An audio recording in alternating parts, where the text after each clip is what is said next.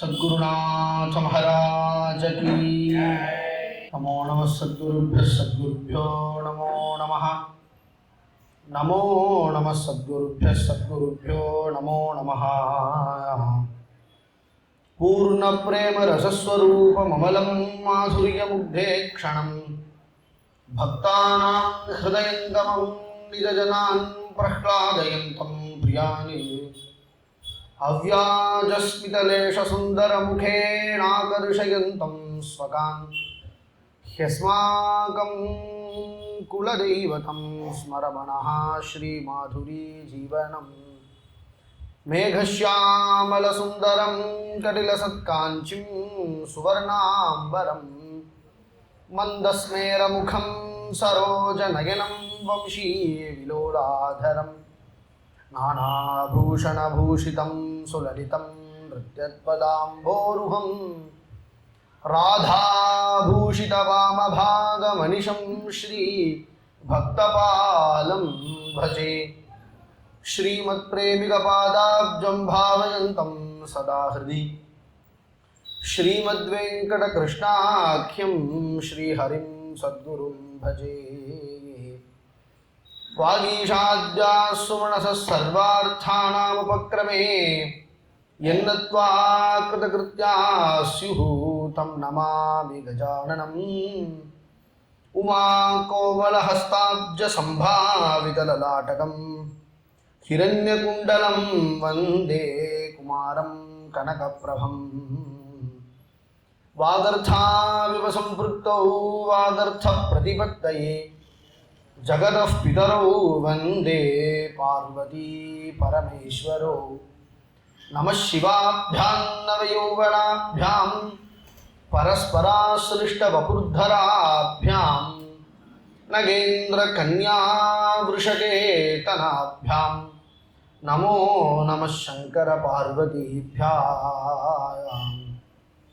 नमः शिवाय வாழ்க நாதந்தாள் வாழ்க இவை பொழுதும் என் நெஞ்சில் நீங்காதான் தாழ்வாழ்க கோகழியாண்ட குருமணிதன் தாழ்வாழ்க ஆகமம் ஆகி நின்ற அன்னிப்பான் தாழ்வாழ்க ஏகன் அநேகன் இறைவனடி வாழ்க ஈசனடி போற்றி எந்தையடி போற்றி தேசன் அடி போற்றி சிவன் சேவடி போற்றி நேகத்தே நின்ற நிமலன் அடி போற்றி மாயப்பிறப்பருக்கும் மண்ணடி போற்றி சீரார் பெருந்துரை நம் தேவனடி போற்றி हर हर नमः पार्वती पदये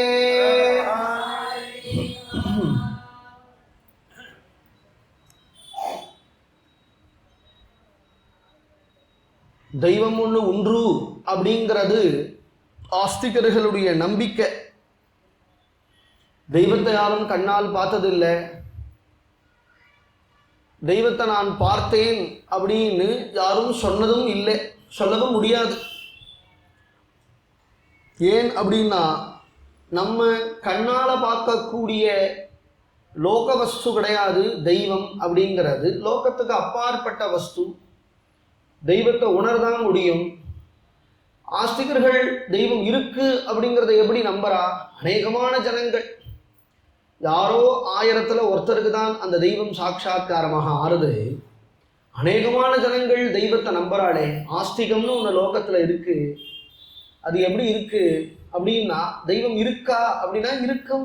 ஆஸ்திகர்கள் எதை கொண்டு இருக்குன்னு சொல்றானா, அவளுடைய வெற்றி தோல்வியை வச்சு தோக்கிற மாதிரி ஒரு நிலை வந்து அவள் அதில் ஜெயிச்சுட்டான்னு சொன்னா தெய்வம் இருக்கு அப்படின்னு சொல்லிடுவா.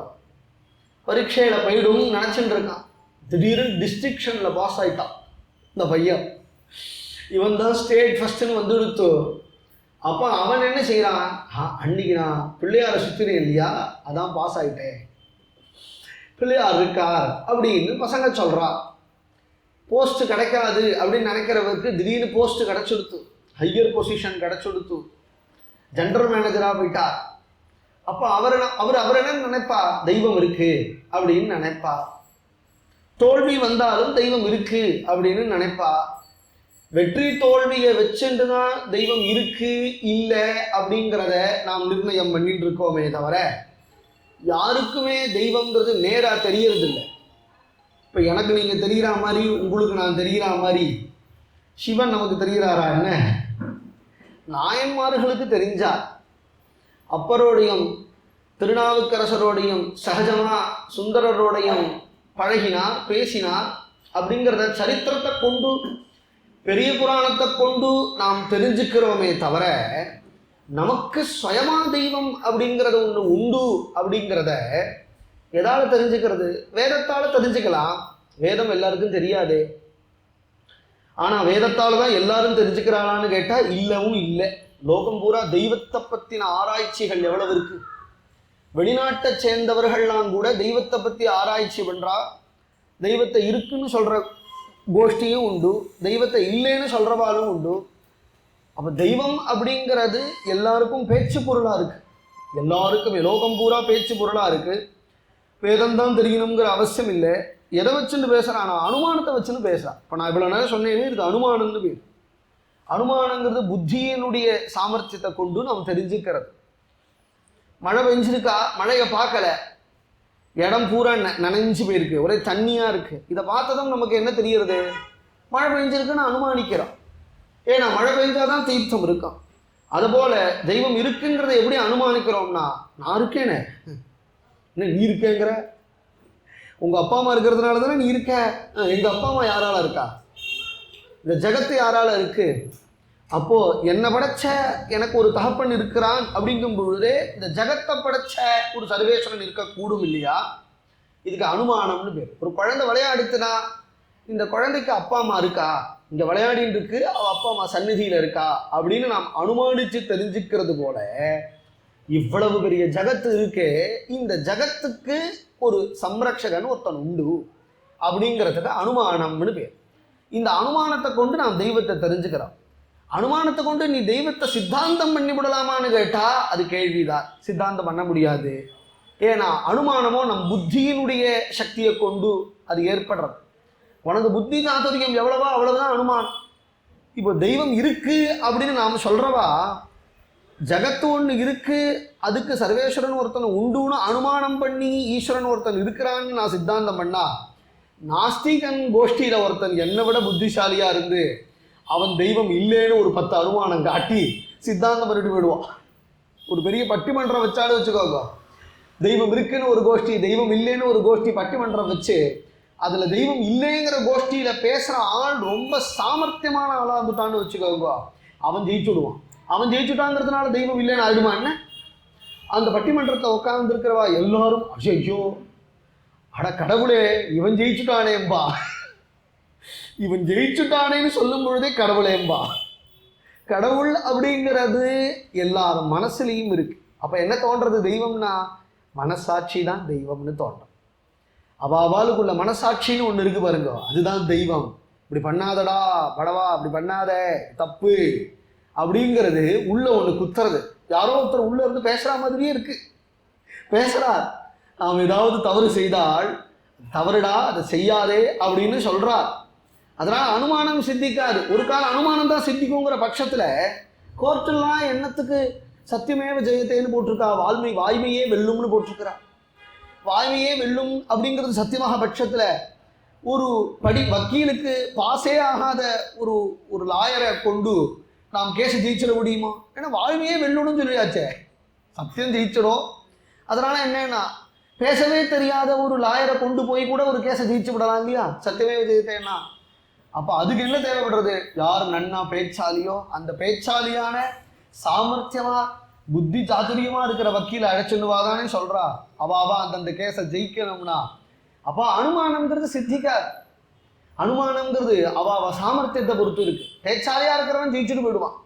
தெய்வம்ங்கிறது எப்படி இருக்கு? அஸ்தி இதி நாஸ்தி இதி ஜ வஸ்து நிஷ்டயோ ஏகஸ்தயோ பின்ன விருத்த தர்மயோ. இருக்குன்னு சொல்றவனுக்கு இருக்கு, இல்லைன்னு சொல்றவனுக்கு இருக்கு இல்லை. வாஸ்தவமா எப்படி இருக்குன்னா ரெண்டு பேருக்கும் சாட்சியா இருக்கு. ரெண்டு பேருக்கும் சாட்சியா இருக்கு. தெய்வம் இல்லைன்னு சொல்றவாளுக்கு அவளுக்கு ஏதோ ஒரு பிரயோஜனம் இருக்கு லோகத்துல. தெய்வம் இருக்குன்னு சொல்றவாளுக்கும் லோகத்துல ஏதோ பிரயோஜனம் இருக்கு. தெய்வம் எல்லாருக்கும் சாட்சியா இருந்துட்டே இருக்கு. அப்ப அனுமானத்தினால நீ தெய்வத்தை ஸ்தாபனம் பண்ண முடியாது. உபமானம்னு ஒரு பிரமாணம் உண்டு. 4 பிரமாணம் சாஸ்திரம், வேதாந்த சாஸ்திரம் சொல்றது. பிரத்யக்ஷம், அனுமானம், உபமானம், சாப்தம்னு 4 பிரமாணங்கள். இந்த 4 பிரமாணங்கள்ல எந்த பிரமாணத்தை கொண்டு நீ தெய்வம் இருக்குங்கிறத ஸ்தாபிப்ப அப்படின்னு கேட்டா பிரத்யக்ஷம் செல்லுபடியாகாது. கண்ணால பார்க்க முடியாது, காதால கேட்க முடியாது, தெய்வத்தை நீ முகர முடியாது, தெய்வத்தை அனுமானமும் பண்ண முடியாது. உபமானம்னா என்னன்னா கம்பேரிசன் அர்த்தம். இவரை போல இவர் அப்படின்னா சிவனை போல இவர், இல்லை இந்த மாமா போல சிவன் அப்படின்னு யாரை நீங்க காட்ட முடியும்? உபமானம் சித்திக்குமா? சித்திக்காது. கடைசி பிரமாணம் சாப்தம் அப்படிங்கிற பிரமாணம். சப்தம்னா வேதம். வேதத்தை கொண்டுதான் தெய்வத்தை தெரிஞ்சுக்க முடியும். வேதம்ங்கிறது நேற்றையே சொன்னோம் இல்லையா, திருஷ்ய வஸ்துவை நமக்கு சொல்றதுக்காக வரல. இது மரம், இது செடி, இது கொடி, இது யானை, இது பூனை அப்படி சொல்றதுக்காக வேதம் வரல. வேதத்திலையும் அதுவும் இருக்கு. இதுதான் கரண்ட் பாஸ் ஆனா லைட் எரியும் அப்படிங்கிறத சொல்றதுக்காக வேதம் வரல. ஒரு கால கரண்ட்டை பத்தி வேதத்துல இருக்கான்னு கேட்டா இருக்கு. பொதுவா ஆராய்ச்சியாளர்கள் சொல்றது நெருப்புல இருந்து நீர் வருது அப்படின்னு சொல்றா. வேதமும் சொல்றது ஆகாஷாத் வாயு வாயோர் அக்னிஹி அக்னேராபஹா, நெருப்புல இருந்து நீர் வருதுங்கிறது.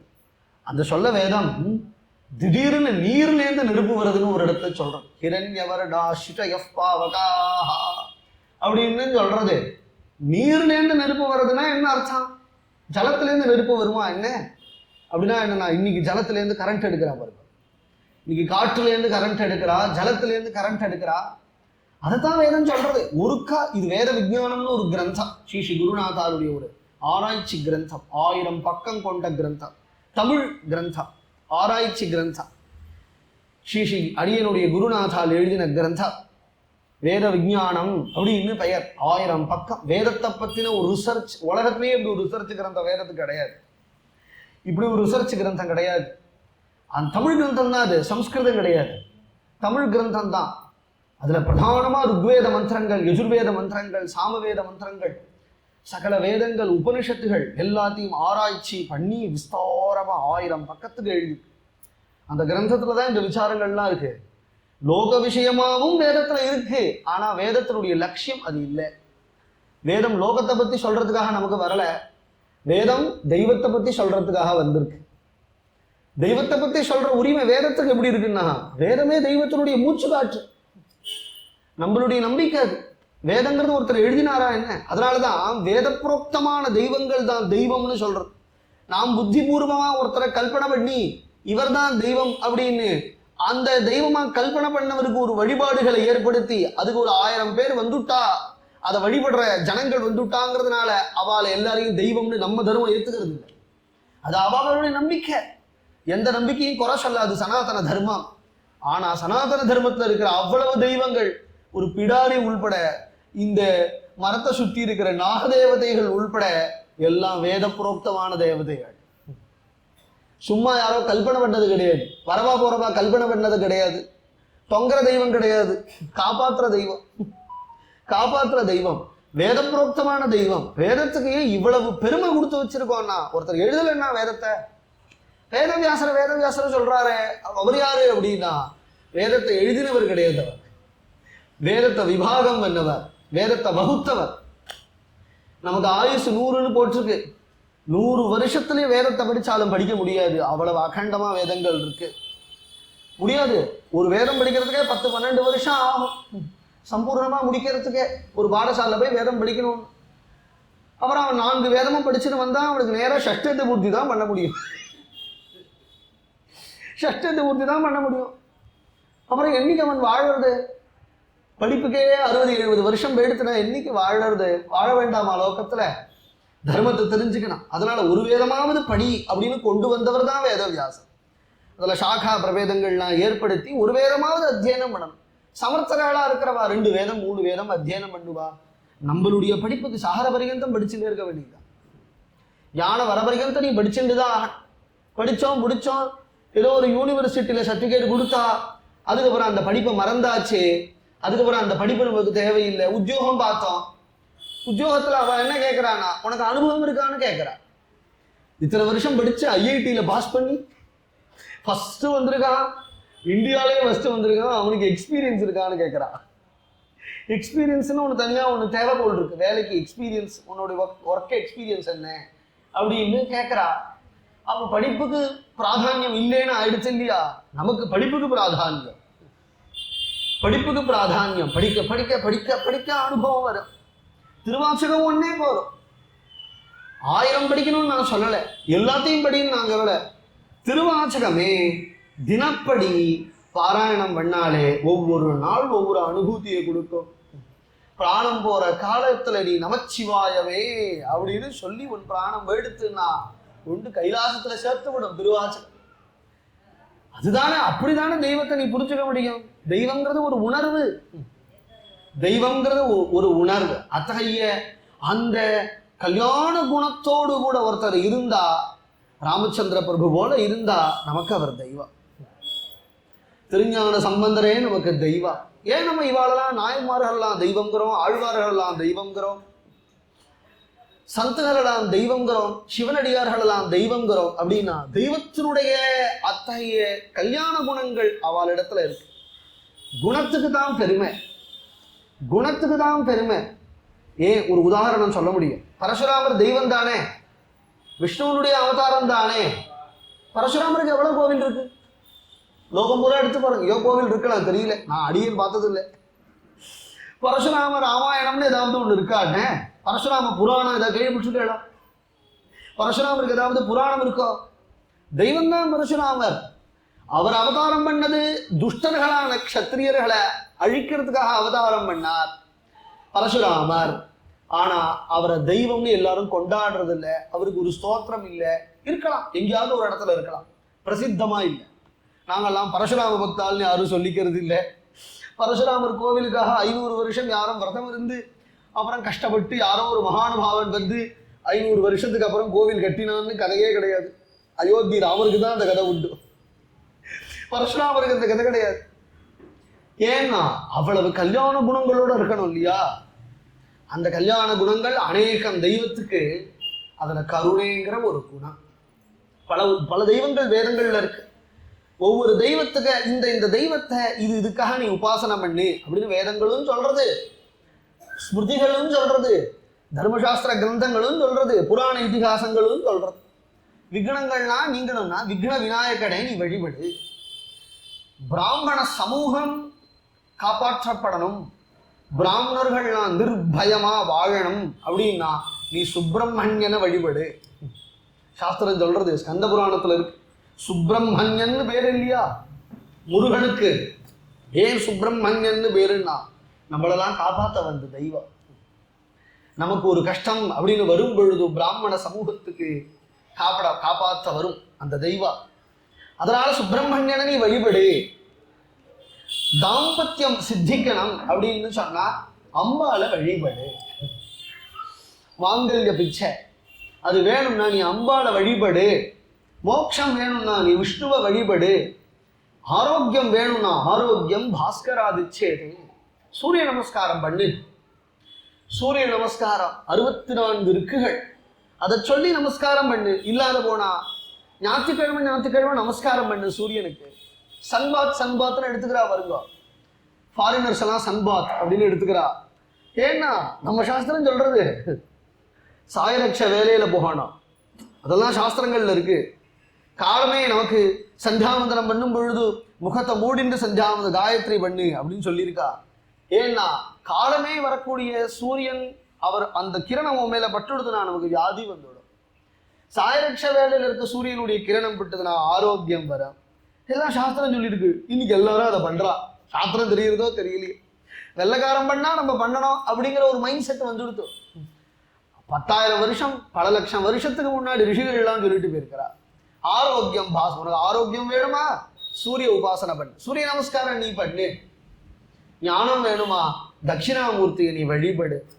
உன் தோஷங்கள்லாம் நீங்கணுமா நீ நாக தேவதைகளை வழிபடு. வியாதிகள்லாம் உனக்கு நீங்கணுமா, தன்வந்தரியை நீ வழிபடு, உனக்கு நிறைய தனதானிய சமிருத்தி எல்லாம் வருமா, வேணுமா, அஷ்டவசுக்களை வழிபடு, எல்லாம் சாஸ்திரங்கள்ல சொல்லியிருக்கு. இதுல ஞானம் வேணும் அப்படின்னு சொன்னா சங்கராது ஞானம் அன்விச்சேது. அருமையான பதம். ஞானம் வேணும்னா குருநாதனால தானே தர முடியும் ஞானத்தை. ஏன்னா தெய்வம் மோட்சத்தை தான் கொடுக்கும், ஞானத்தை தரதுங்கிறது குரு. அந்த குருபரன் அப்படின்னா யாரு அப்படின்னா தட்சிணாமூர்த்தி தான், சர்வேஸ்வரன், பரமேஸ்வரன் தான்.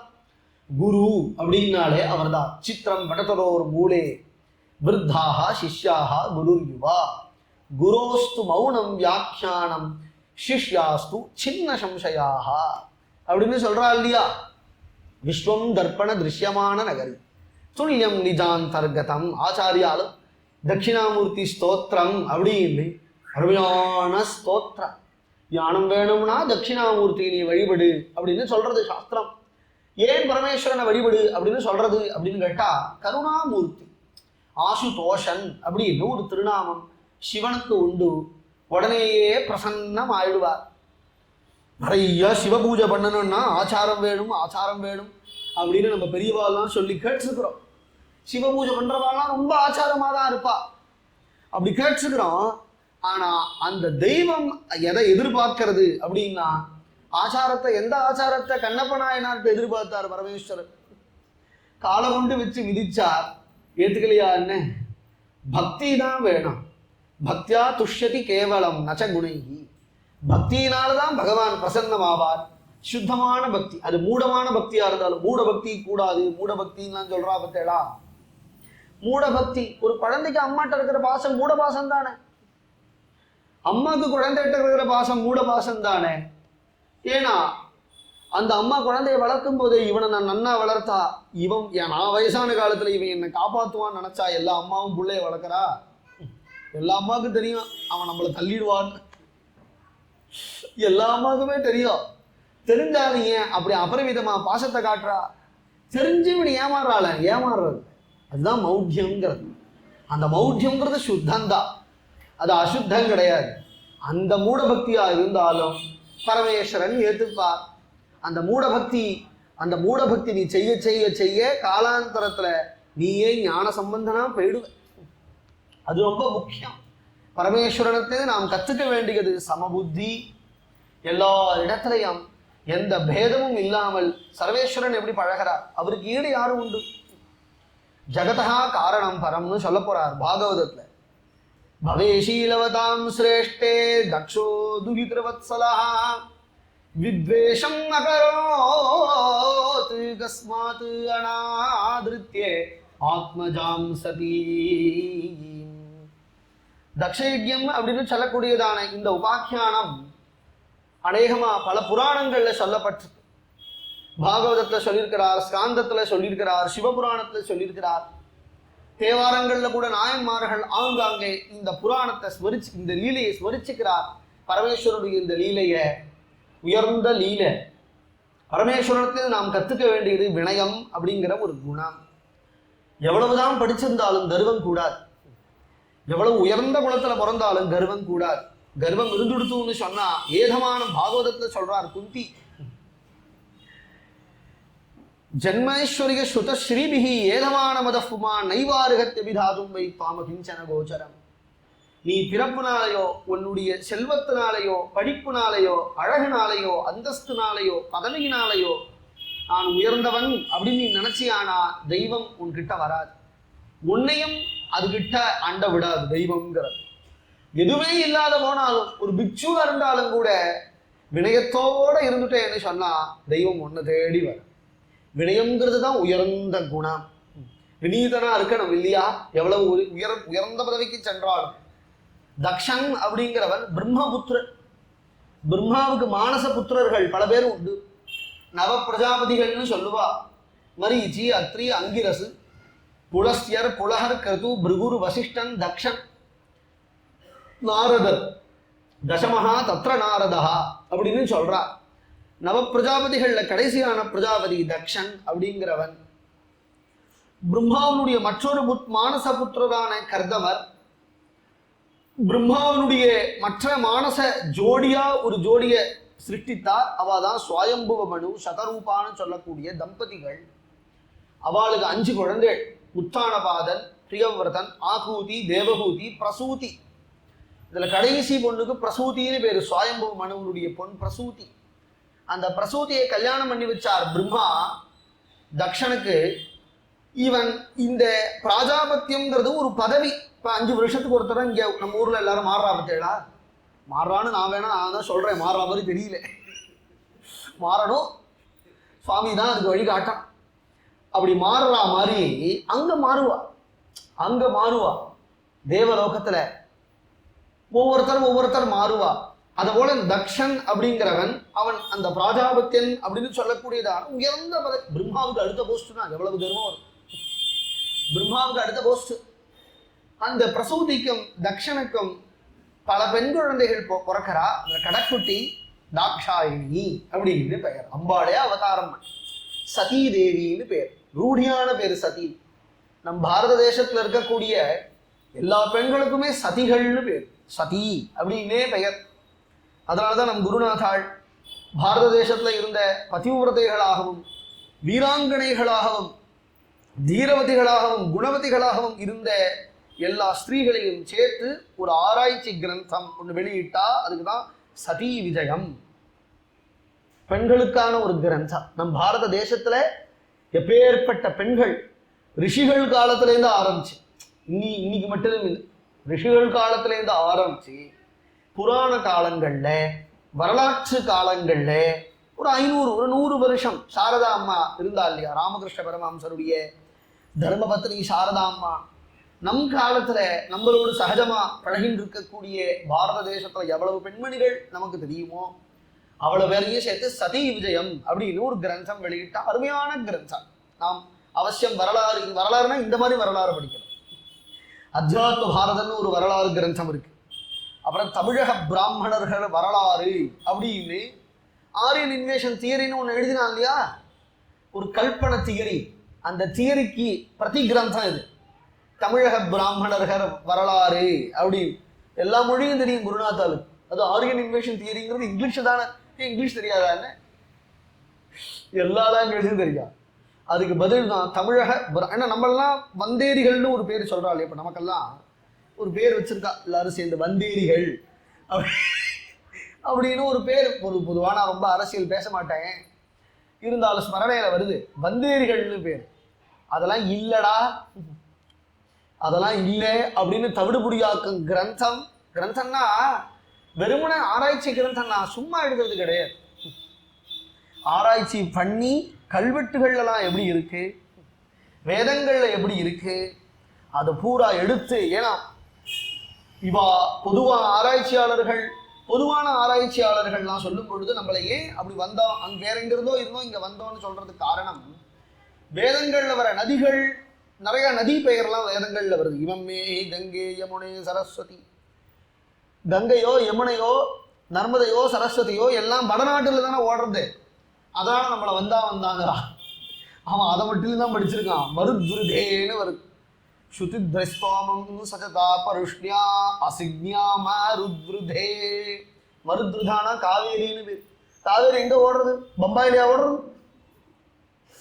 காவேரி நம்ம ஊர்ல தானே ஓடுறது. திராவிடம்னு சொல்றாளே, பஞ்ச திராவிடம் அப்படின்னு. கர்நாடகாவில் ஆரம்பிச்சு தமிழ்நாட்டுல புகுந்து காவேரிங்கிறது ஜிலு ஜிலுன்னு ஓடும். மருத்ருதானா காவேரின்னு அர்த்தம். இந்த வேத பிரமாணங்கள்லேருந்து எடுத்து பல ஆராய்ச்சியாளர்களுடைய கிரந்தத்தை ஆராய்ச்சி பண்றவான்னா வெறும்ன ஹிஸ்டோரியன்ஸ் அப்படிங்கிறவா, ஹிஸ்டரி புக்கை பார்த்த படிச்சவா ஹிஸ்டோரியன்ஸ் கிடையாது. ஒவ்வொரு க்ஷேத்திரத்துக்கும் போய் ஒவ்வொரு தேசத்துக்கும் போய் கல்வெட்டுகளை ஆராய்ச்சி பண்ணி அந்த கல்வெட்டுகள்ல என்ன இருக்குன்னு தெரிஞ்சு புஸ்தகம் வெளியிடுறவா. அப்படி இருக்கக்கூடியவர்கள் அவருடைய கல்வெட்டுகளை எடுத்து தமிழக பிராமணர்கள் வரலாறு, அப்புறம் அத்தியாத்ம பாரதம், சதி விஜயம், இந்த மாதிரி பல ஆராய்ச்சி கட்டுரைகளும் பல ஆராய்ச்சி கிரந்தங்களும் இருக்கு. ஆராய்ச்சி கிரந்தங்கள், அருமையான நதிகள், அருமையான தீர்த்தங்கள்லாம் நம் பாரத தேசத்துல ஓடுறதே. இந்த பாரத தேசத்துல இருக்கக்கூடிய எல்லா பெண்மணிகளும் சதிகள் அப்படின்னு பெயர். நமக்கே அப்படி ஒரு பெயர் இருக்கும் பொழுது அம்பாளுக்கு தானே அது ரூಢியான பெயர் சதி அப்படின்னு சொன்னா தாக்ஷாயி. அருமையான குழந்தை அவதாரம் தான். எப்படி விஷ்ணுவுக்கு நம்ம பிரதானமா அவதாரங்கள்லாம் சொல்றோமோ, சிவனுக்கு அதை போல பெருசா அவதாரங்கள் அப்படிங்கிறது இல்லாதது போல தெரிஞ்சாலும் கூட சிவாவதாரங்கள், பல சிவாவதாரங்கள் உண்டு. ஏகாதச ருத்ரர்கள்னு சொல்றா. ஏகாதச ருத்ரர்களும் பரமேஸ்வருடைய அவதாரம் தானே. வீரபத்ரங்கிறது பரமேஸ்வருடைய அவதாரம். அப்புறம் காலன் அப்படின்னு சொல்லக்கூடியவரும் பரமேஸ்வருடைய அவதாரம். தத்தாத்ரேயரும் பரமேஸ்வருடைய அவதாரம். எல்லாம் பரமேஸ்வருடைய அவதாரம் நிறைய உண்டு. ஹனுமாரே பரமேஸ்வருடைய அம்சங்கிறது புராணாந்தம். சிவனேனா அனுமாரா அவதாரம் பண்ணார் அப்படின்னு புராணாந்தரங்கள்லாம் சொல்றது. பரமேஸ்வரனுக்கு இவ்வளவு அவதாரம் இருக்கும் பொழுது அம்பாள் அவதாரம் பண்ணி வரமாட்டாளா என்ன? அம்பாளா அவதாரம், நித்திய தம்பதிகள். பரமேஸ்வரனும் பார்வதியும் நித்திய தம்பதிகள். லோகக்ஷேமத்துக்காக அவதாரம் பண்றா. தாட்சாயினி அவதாரம் பண்ற. பிரம்மதேவன் சொன்னதுனாலே தாட்சாயினிய பரமேஸ்வரனுக்கு கல்யாணம் பண்ணி கொடுத்தான் தக்ஷன். பரமேஸ்வரனுடைய குணங்கள் லோகம் பூரா தெரியும். கருணாமூர்த்தி, கிருபாமூர்த்தி, ஆசுதோஷன் அப்படி அதுக்கு எடுத்துக்காட்டும்படியாக ஒரு லீலை சொல்றார்.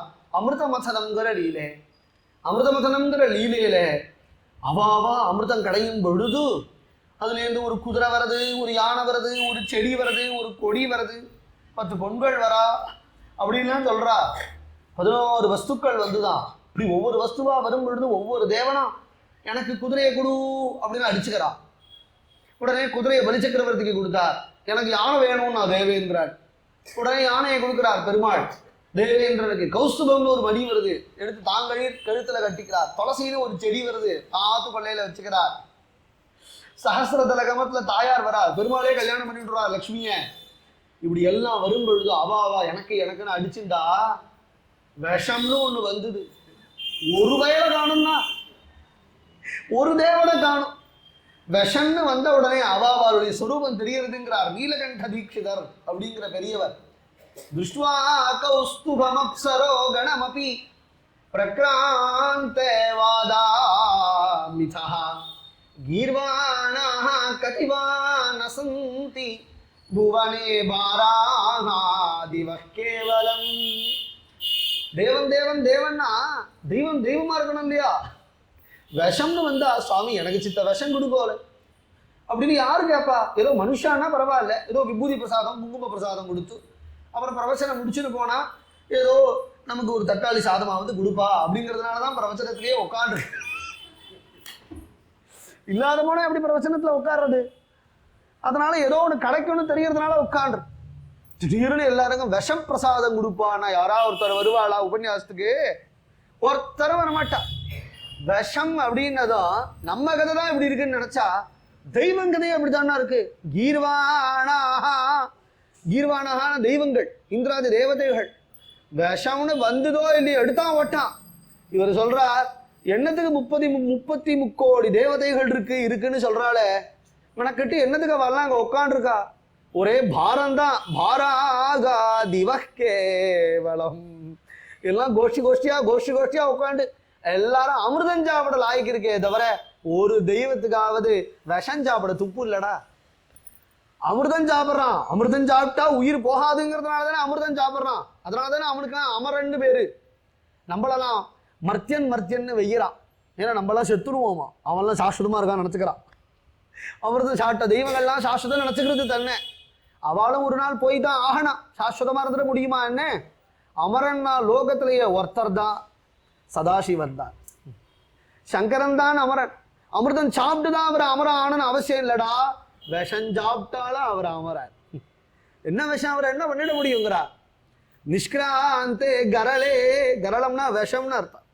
அது வந்ததோ இல்லையோ துருதே சுரகணே நிச்சேஷ்டிதே விஷ்டபேயே மாபைஷ்டேதி கிரா விராசதுரியா தேவா தமேவஸ்துமகாயா. விஷம்னு வந்ததும் எல்லா தெய்வங்களும் பிச்சுண்டு ஓடும் பொழுதோ ஒரு குரல் கேட்டதா, அபயம் அப்படின்னு. எங்கடா அபயம்னு யாருடா சொல்லுவா? ஏன்னா விஷம்னா விஷம் பரவிடுத்து, காத்துல விஷம் பரவிடுத்து. காத்துல விஷம் பரவினா எப்படி மூச்சு விடுறது? காத்துல விஷம் பரவிடுத்துனா எப்படி மூச்சு விடுறது? தெய்வங்களால மூச்சு விட முடியல. யாருடா காப்பாத்துவா அப்படிங்கும் பொழுது அபயன்னு குரல் கேட்டது. இப்படி திரும்பினா சந்திரகலா தரணா சந்திர மௌலீஸ்வரனா கங்கா தரணா ஜட்டாமண்டல தாரியாய் நீலமேக சாமலனாய் புலித்தோள கட்டி கொண்டு திரிசூல பாணியாய் நாகபூஷணனாய் சதாசிவன் நிற்கிறார். மா அபயிஷ்ட, பயப்படாது, நான் இருக்கு, நான் காப்பாத்துறேன். கிரா விராச துரியகா. அந்த சப்தம் பரமேஸ்வருடைய குரல் கேட்டது. அந்த விஷத்தை எடுக்கிறார். கல்யாணம் ஆன புதுசா கல்யாணம் ஆன மாப்பிள்ளைக்கு பால் பழம் தானே கொடுப்பா, விஷத்தை கொடுக்கறது இதுகள்லாம். என்ன கொடுக்கணும்னு கூட இந்த தெய்வங்களுக்கு தெரியல. விஷத்தை கொடுக்கு. இப்படி விஷத்தை கொடுத்ததும் விஷத்தை எடுத்து சாப்பிட வரும் பொழுது பக்கத்துல தானே தாட்சாயினி இருக்கா. ஆத்துக்காரர் விஷம் சாப்பிடும் பொழுது எப்படி இருக்கு? சித்த சாப்பிடுமான்னு நான் சொல்லுவா, எப்படி இருக்கா? ஆனா பிரபாவஜ்ஞா அன்பபோதத. பரமேஸ்வரன் ஆசைப்பட்டு தான் கல்யாணம் பண்ணிட்ட தாட்சாய். அவருடைய பெருமை தெரியாதா என்ன? பரமேஸ்வரன் பெருமை தெரிஞ்சுதானே கல்யாணம் பண்ணியிருக்கா. அதனால சிரிச்சுண்டே பக்கத்துல நிற்கிறார். அவரை எடுத்துட்டார். பீதேகரே விஷாங்கேனே, இப்படி எடுத்து வாயில ஓட்டார். பரமேஸ்வரர் அப்படி சாப்பிட்றார். அப்படி சாப்பிட்டதும் அப்படியே அவருடைய கழுத்து கருகருன்னு ஆயிடுச்சு. நீலகண்டன் அப்படிங்கிற திருநாம் தச்ச பாகவதத்தை சொல்லும் பொழுது ஸ்ரீசுகர் சொல்றார், கௌஸ்துபமணி போட்டுக்கிறது தான் பரமேஸ்வரனுக்கு அழகு அப்படிங்கிறது இல்லை. பாம்பு எடுத்து கழுத்துல மாட்டின்னு இருக்காரு பூஷணம் மாதிரின்னா, அது கூட அவர் அழகுக்காக மாட்டிக்கல. அவர் சிரசில வச்சுட்டு இருக்கிற சந்திரனோ இல்லை கங்கையோ கழுத்துல மாட்டின்னு இருக்கக்கூடிய பூஷணங்களோ அதெல்லாம் அவர் ஒன்றும் தனக்கு அழகு சேர்க்கணுங்கிறதுக்காக எடுத்து கழுத்துலையும் காதலையும் மாட்டின்னு தொங்கலை. அதுகள்லாம் கார்கோட்டகன் தக்ஷகன் சொல்லக்கூடிய தேவநாகங்கள்லாம் கருடனுக்கு பயந்து இவர்கிட்ட தஞ்சம் பூந்திருக்கு. அவர் என்னை காப்பாத்துங்கோடான்னு, பரமேஸ்வரா என்னை காப்பாத்துன்னு சரணாகதி பண்ண பாம்புகள் எல்லாம் எடுத்து தன் சரீரத்துல போட்டு விட்டு சரீரத்துல சேர்த்து விட்டார், இடம் கொடுத்துட்டார். தன் ஹிருதயத்தை இடம் கொடுப்பார் இல்லையா பரமேஸ்வரன், எல்லாருக்கும் இடம் கொடுப்பார். விஷாலமான ஹிருதயமாச்சு அவருக்கு. அதனால இடம் கொடுத்ததும் இடத்த கொடுத்தா மடத்த புடிங்கிற பேர் வழி இந்த பாம்புகள்லாம் ஏதோ திருவடியில கிடப்பாளேன்னு ஆச்சுன்னு பார்த்தா கழுத்துல 2 ஏறுறது, கையில 2 ஏறுறது, இடுப்புல ஏறுறது, கழுத்துல ஏறுறது, எல்லா இடத்துலயும் ஏறி உட்காந்துருக்கணும். அதுவே நெளிகிறது பரமேஸ்வரன் உடம்புல. அவர் எதுக்கும் பயப்பட வச்சில்லுன்னு உட்காந்து தச்ச சாதோஹோ விபூஷணம் சுகர் சொல்றார் பாகவதர். கழுத்துல நீளமா தெரிஞ்சது இல்லையா, அதுதான் பரமேஸ்வரனுக்கு கழுத்துல போட்ட வைரஹாரமா. நம்ம எல்லாம் வைரஹாரம் போட்டாங்கன்னா மினுக்கிறதுன்னு நினைச்சுட்டு இருக்கோம். பரமேஸ்வரன் கழுத்துல விஷம் சாப்பிட்டு கருத்து எடுத்து தொண்டை அந்த விஷத்தை தன் தொண்டையிலேயே நிறுத்திவிட்டார். இதுக்கு கீழே இறங்க விடலை. தச்ச சாதோர் விபூஷணங்கிறார். அப்பேற்பட்ட பரமேஸ்வரன் சர்வ ஜகத்தையும் காப்பாத்தினார். கஸ்தம் சராச்சர குரும் நிர்வைரம் சாந்த விக்கிரகம். சமஸ்த லோகத்துக்கும் குருநாதனாச்சே. சராச்சர குரும் நிர்வைரம், யாரிடத்திலையும் தேசம் பாராட்ட மாட்டார். கையில திரிசூலம் வச்சுருக்கார் அப்படிங்கிறதுனால பாக்குறவங்களெல்லாம் குத்து வரான்னு எதுக்கு வச்சுருக்காருன்னா, சிவன் அடியாறுகள் மேல யமன் வந்து கைய வச்சான்னா அந்த யமன் மேல அந்த திரிசூலத்தை போடுறதுக்காக கையில வச்சுருக்காராம். மார்க்கண்டேயர் அப்படித்தானே காப்பாத்தினார். யமன் பாசக்கயிறை போட்டு இழுக்கிறான். 16 வயசுதான்டா மார்க்கண்டேயருக்கு. பிராணம் போக்குறது உமாபதே பசுபதே கதர்ரா நீலகண்டா மகாதேவா கங்காதரா ஜெகத்குரோ. யமனே வந்து பாசக்கயிறை போட்டு இழுக்கிறான். பரமேஸ்வரனை போய் கட்டினுட்டார், சிவலிங்கத்தை கட்டினுட்டார். சிவலிங்கத்தோட போட்டு யமன் இப்படி இழுக்கிறான் மார்க்கண்டேயரை. வந்தாரே பார்க்கணும். ஒரு எத்திரா கிண்ணோ மிருத்யு கரிஷ்யதி. யவன் அனவரதம் நீலகண்டா மகாதேவா கங்காதரா சந்திரமௌலீஸ்வரா பசுபதே உமாபதே அப்படின்னு எவன் அனவரதமும் சொல்றானோ அவனை மிருத்யு என்னடா பண்ண முடியும், அவனை மிருத்யு என்னடா பண்ண முடியும்னார் மார்க்கண்டேயர். அப்பேற்பட்ட பரமேஸ்வரன் சாந்த விக்கிரகம், சாந்த ஸ்வரூபனாக இருப்பார். நமக்கே சிவன் கோவிலுக்கு வந்தா ஒரு நிம்மதி கிடைக்கிறதுன்னு தானே வரும். லிங்கம்ங்கிறதுக்கு என்ன அர்த்தம்? புராணங்கள்ல அசாரமான கதைகள் இருந்தால் அதை தள்ளிவிடணும். ஸ்ரீ ஸ்ரீ குருநாதா லிங்கம் அப்படிங்கிறதுக்கு அர்த்தம் சொல்லுவா, சமஸ்த லோகங்களும் அவரிடத்துல லயமாறது பற்றிலாம் லயங்கச்சதி, அவரிடத்துல எல்லாம் லயமாறது. மகாபிரளயத்துல அவர் தானே சம்ஹாரமூர்த்தி, சாங்கர்ஷன்னு சொல்லக்கூடிய ருத்ரன் அவர் தானே சமஸ்த லோகங்களையும் தன்னிடத்துல அடக்கி கொள்கிறார். அப்படி எல்லாம் அவரிடத்துல அடங்கிறதுனால லிங்கனாக இருக்கிறார், லிங்கமூர்த்தியாக இருக்கிறார். சுந்தரமூர்த்தியாகவும் இருப்பார், லிங்கனாகவும் இருப்பார்.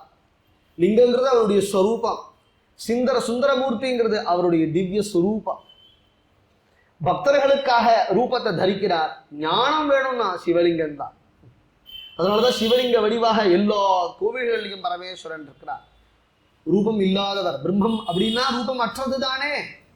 நிர்விகாரமா அனிர்தேஷ்யமா கூட்டஸ்தமாய் சத்தாய் சித்தாய் எந்த ஒரு பரம்பொருள் இருக்கு அப்படின்னு சொல்றதோ, சத்தியம் ஞானவனந்தம் பிரம்மேன்னு சொல்றதோ உபனிஷத், அந்த பிரம்மவஸ்து தான் தான் அப்படிங்கிறத காட்டுறதுக்காக, அதை நாமெல்லாம் உணர்றதுக்காக லிங்கனாக இருக்கிறாரே தவிர உடனே உருவமே இல்லை அப்படின்னு நான் சொல்றது. அது எப்பேற்பட்ட உயர்ந்த தத்துவம் லிங்கம்ங்கிறது. சாந்த விக்கிரகம் ஜகதோ தெய்வதம் மகத் ஆத்மாராமம் கதம் வேஷ்டி. யாரிடத்தாவது வம்புக்கு போகிறாரோ பரமேஸ்வரன், யாரையாவது ஹிம்சிச்சாருன்னு கதை உண்டோ? அவரை ஹிம்சிச்சவன் நிறைய கதை உண்டு. அவர் யாரையாவது ஹிம்சிச்சாருன்னு கதை உண்டோ? ஞானி அவர். ஆத்மாராமன்னா ஞானி. அப்படி இருக்கக்கூடியவரை போய் எப்படி இந்த தக்ஷன் தேசிச்சான்னார் விதுரர் பாகவதத்துல.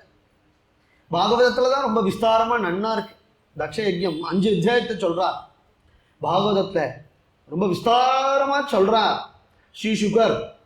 அந்த பரமேஸ்வரனை போய் இந்த தக்ஷன் எப்படி தேசிச்சா. தக்ஷன் பெரிய யாகம் நடத்துறார். प्राजापत्ये सरसिज भुवा स्थापितो हंत दक्षः निंदां चक्रे तव पशुपते त्वामजानन्नि सुतृप्तः सप्तस्वभूत वृषभवतिना बस्तवक्त्रो भवेति सत्यं कर्तुं स्वजनवचनं तन्मुखं त्वन्निकृतं. ஸ்ரீ ஸ்ரீ குருநாதாருடைய பக்தபுரீஷ ஸ்தவம் அப்படிங்கிற கிரந்தம் அதுல இருக்கு. அருமையான ஸ்தோத்திரம்.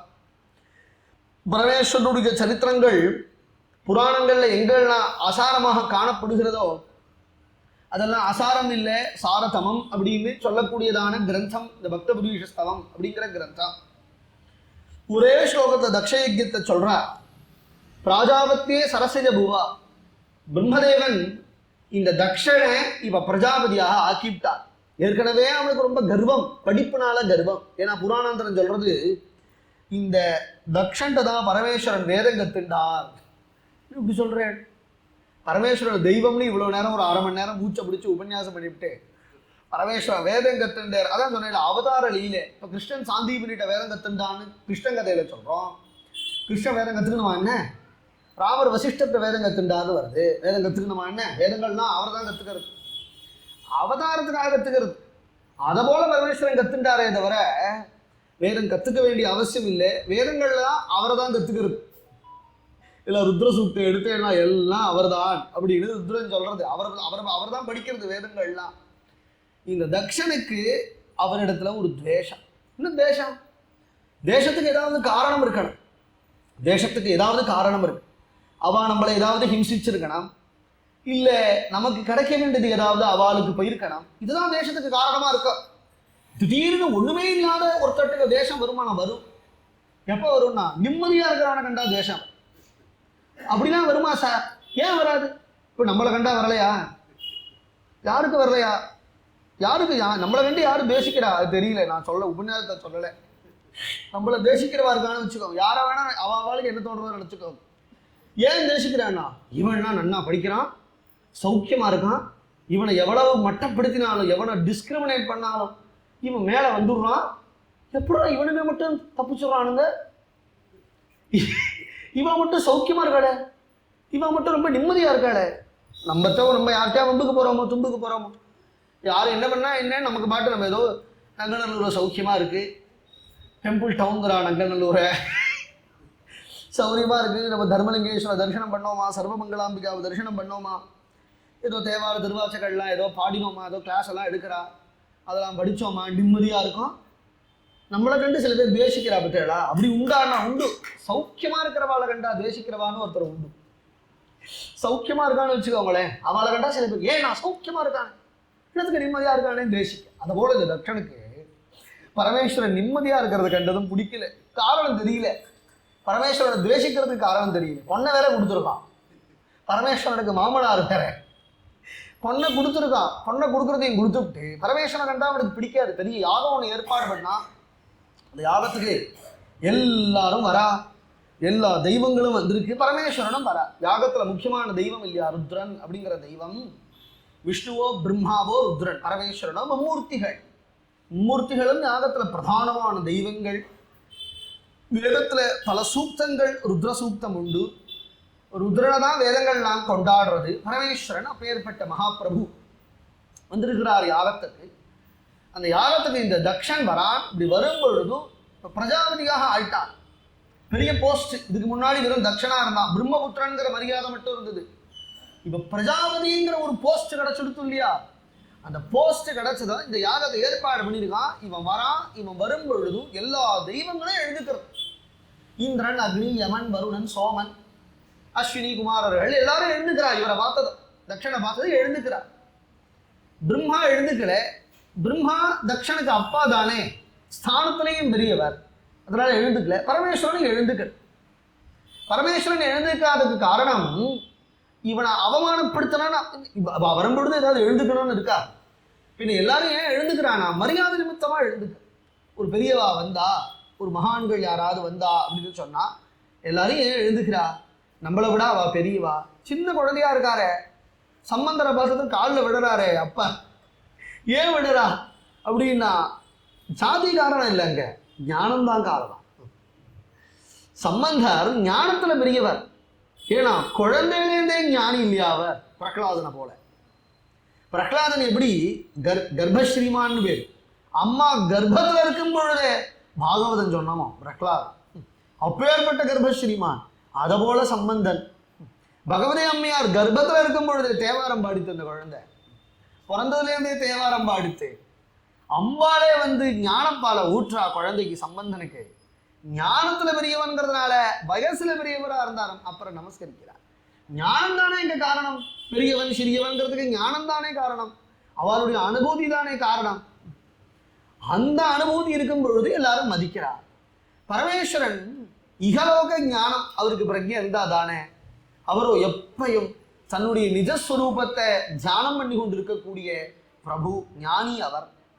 இவன் வந்ததை அவரை கவனிக்கல, கவனிக்க வேண்டிய அவசியமும் இல்லை. ஏன்னா கூட கும்பிட்டு போறவன் தான் எவனை பார்த்தாலும் சார் உங்களுக்கும் குட் மார்னிங் சார்பா, உங்களுக்கும் ராதே கிருஷ்ணா, உங்களுக்கும் ராதே கிருஷ்ணாப்பா. அபேட்சை இல்லாதவன் யாருக்கு யாரை பார்த்து நமஸ்காரம் பண்ணும். எனக்கு யாராலையும் எந்த பிரயோஜனம் இல்லைன்னு நினைக்கிறவன் எவனை பார்த்தும் காலில் விழ வேண்டிய அவசியம் இல்லை. இந்த தெய்வங்கள்லாம் ஏன் விழுறதுனா, இவன் பிரஜாபதி ஆகிட்டான் இல்லையா, இந்த தெய்வங்களுக்கெல்லாம் அவனால ஏதோ சம்திங் வாண்டிங் இருக்கு, அதனால தெய்வங்கள்லாம் விழுறது. இவர் சொல்றாரு, அதோ க்ஷஜோமே நமசா விதீயதே, பெருமானத்தவரை யாரையும் நான் நமஸ்கரிக்க மாட்டேன்.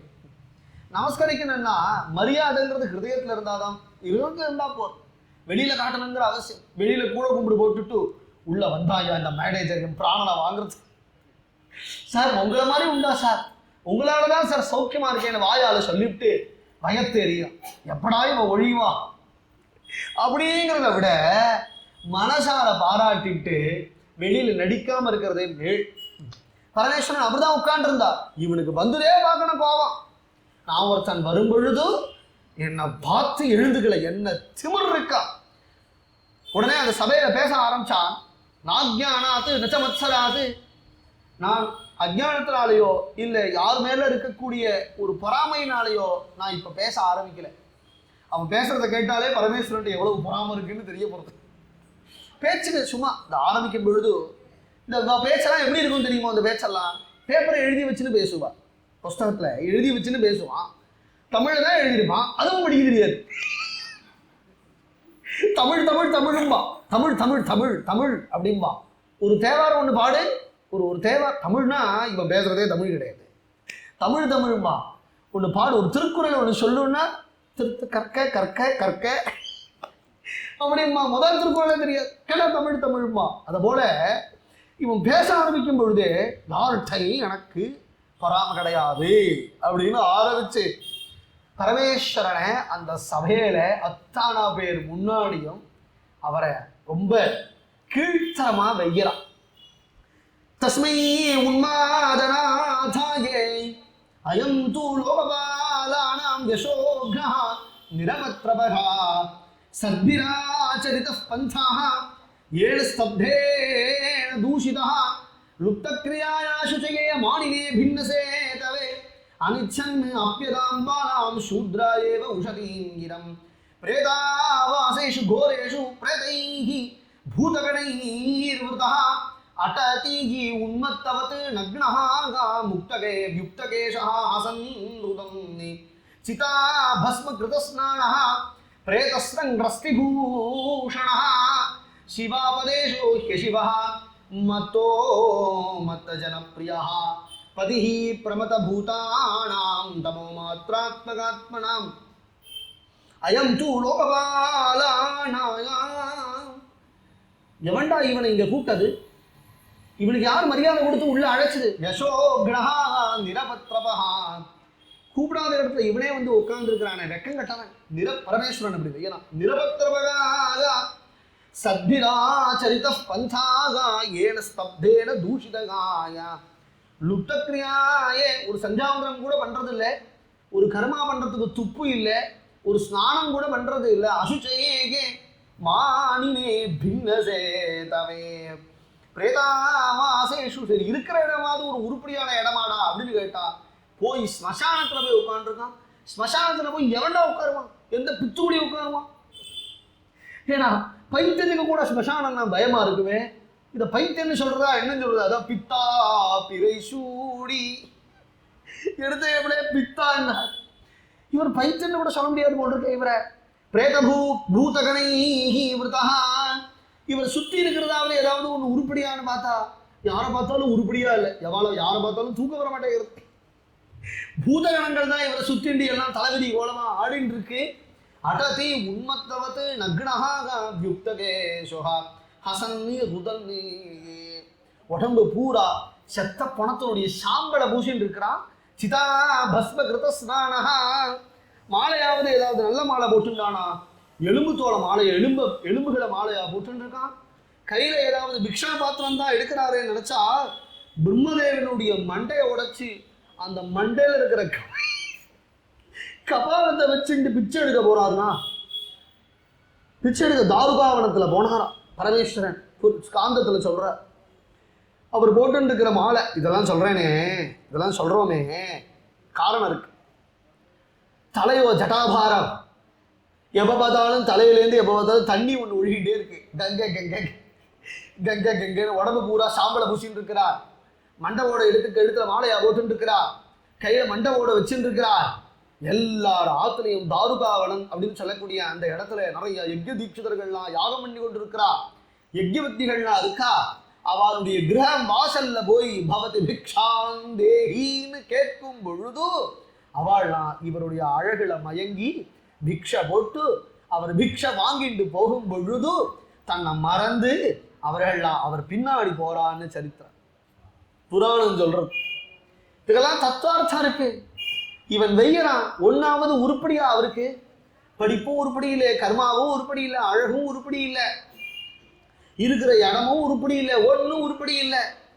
என் தலையெழுத்து என் பொண்ணை அருமையான பொண்ணை பெற்று அருமையா மாலையை தொடுத்து குரங்கு கையில கொடுக்குற மாதிரி இந்த சிவன் கையில கொடுத்துட்டு எங்க அப்பன் சொன்னா தலையெழுத்து. அவர் உட்காந்துருக்காரு பிரம்மா. நான் சும்மா தான் இருந்தேன். அனிச்சன்னு அப்பேதான் அம்பாலா தத்தாபய வயாசாத்வீகி சோதிதே பரமேஷ்டினா. எங்க அப்பனுக்கு 4 தலை இருந்து 4 மூளை இருந்தான், ஒரு புத்தி கிடையாது. அன்னைக்கு கல்யாணம் பொண்ணை கொடுன்னு சொல்லும் பொழுது சொன்னார், அருமையான மாப்பிள்ளடா, சமத்தான மாப்பிள்ளை. சமத்து மாப்பிள்ளை எவன் யா கேட்டான்? சாதுவா இருப்பார், லோகமே அவருக்கு தெரியாது, அப்படி இருக்கிற மாப்பிள்ளை தானே நமக்கெல்லாம் வேணும். நம்ம சொல்ற பேச்சை கேட்டுட்டு அவ ஆத்து மாமி சொல்ற பேச்சை கேட்டுட்டு அவத்து மாமா சமத்தா இருக்கு. அப்படி இருக்கிற மாப்பிள ஒரு மாப்பிள்ளை தானே, சமத்தான மாப்பிள்ளை. அப்படி இருப்பார், நன்னா வச்சுப்பார், பொண்ணு நன்னா வச்சுப்பார், தனக்கு பாதியவே குடிச்சுடுவார். லோகத்துல எல்லாரும் வெறும் வாய் பேச்சு தான், எல்லாரும் வாய் பேச்சு தான். இவர் தன் பாதியை நிஜமாவே கொடுத்துடுவார், அர்த்தநாரீஸ்வரனே ஆயிடுவார். அப்படி எல்லாம் எல்லாத்தையும் பொல்லாத்தையும் சொல்லி எங்க அப்பா இன்னைக்கு எனக்கு புத்திமதி சொல்ல தலையெழுத்து என் பொண்ணை கொடுத்துட்டேன். அனிச்சன்னு அப்பதான் பாலாம் சூத்ராயே ஔஷதீங்கிரம். எல்லா தேவனும் உட்காண்டிருக்கான், ரிஷிகள்லாம் உட்காண்டிருக்கு.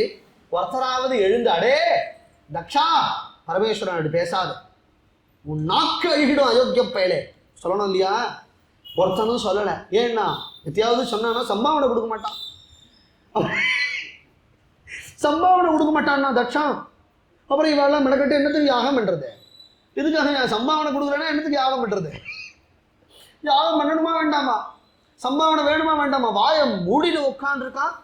எல்லாரும் இதுக்கெல்லாம் தத்துவார்த்தம் இருக்கு. ஏன் அவர் பஸ்மத்தை தரிச்சுக்கிறார்? பாகவதமும் சொல்றது, ஸ்மசான சக்ரானில ஜூலி தூம்ர கீர்ண வித்யோத ஜடாகலாபஹா. ஸ்ரீதரியத்திலே இந்த இடத்துல பாகவதத்தை வியாக்கியானம் பண்ணும் பொழுது ஆச்சரியமான வியாக்கியானம் பண்ணியிருக்கிறார். லுப்த கிரியாயேன்னு சொன்னா, ஒரு சந்தியாவந்தனம் கூட பண்ண துப்பு இல்லைன்னா பரமேஸ்வரனை என்னதுக்கு அவர் கர்மா பண்ணணும்? இன்னொரு ஆச்சரியம் சொல்றேன், சம்பந்தருடைய சரித்திரத்திலே இருக்கிற விஷயம்தான். சம்பந்தர் க்ஷேத்திரமா 3 வயசுக்கே போக ஆரம்பிச்சிருது. குழந்தை தத்தி தத்தி நடக்கிற காலத்திலேயே எல்லா சிவக்ஷேத்திரத்துக்கும் போக ஆரம்பிச்சிருது. அந்தந்த சமயத்து சிவபாத ஹிருதயன் வந்து, ஞான சம்பந்தா பூனல் போடணும்டா வாடா, ஞான சம்பந்தா யாகம் பண்ணணும்டா வாடா, ஞான சம்பந்தா கல்யாணம் பண்ணிக்கோடா வாடா, நம் தர்மம் ஆச்சேன்னு அவர் தான் அழைக்கிறார்.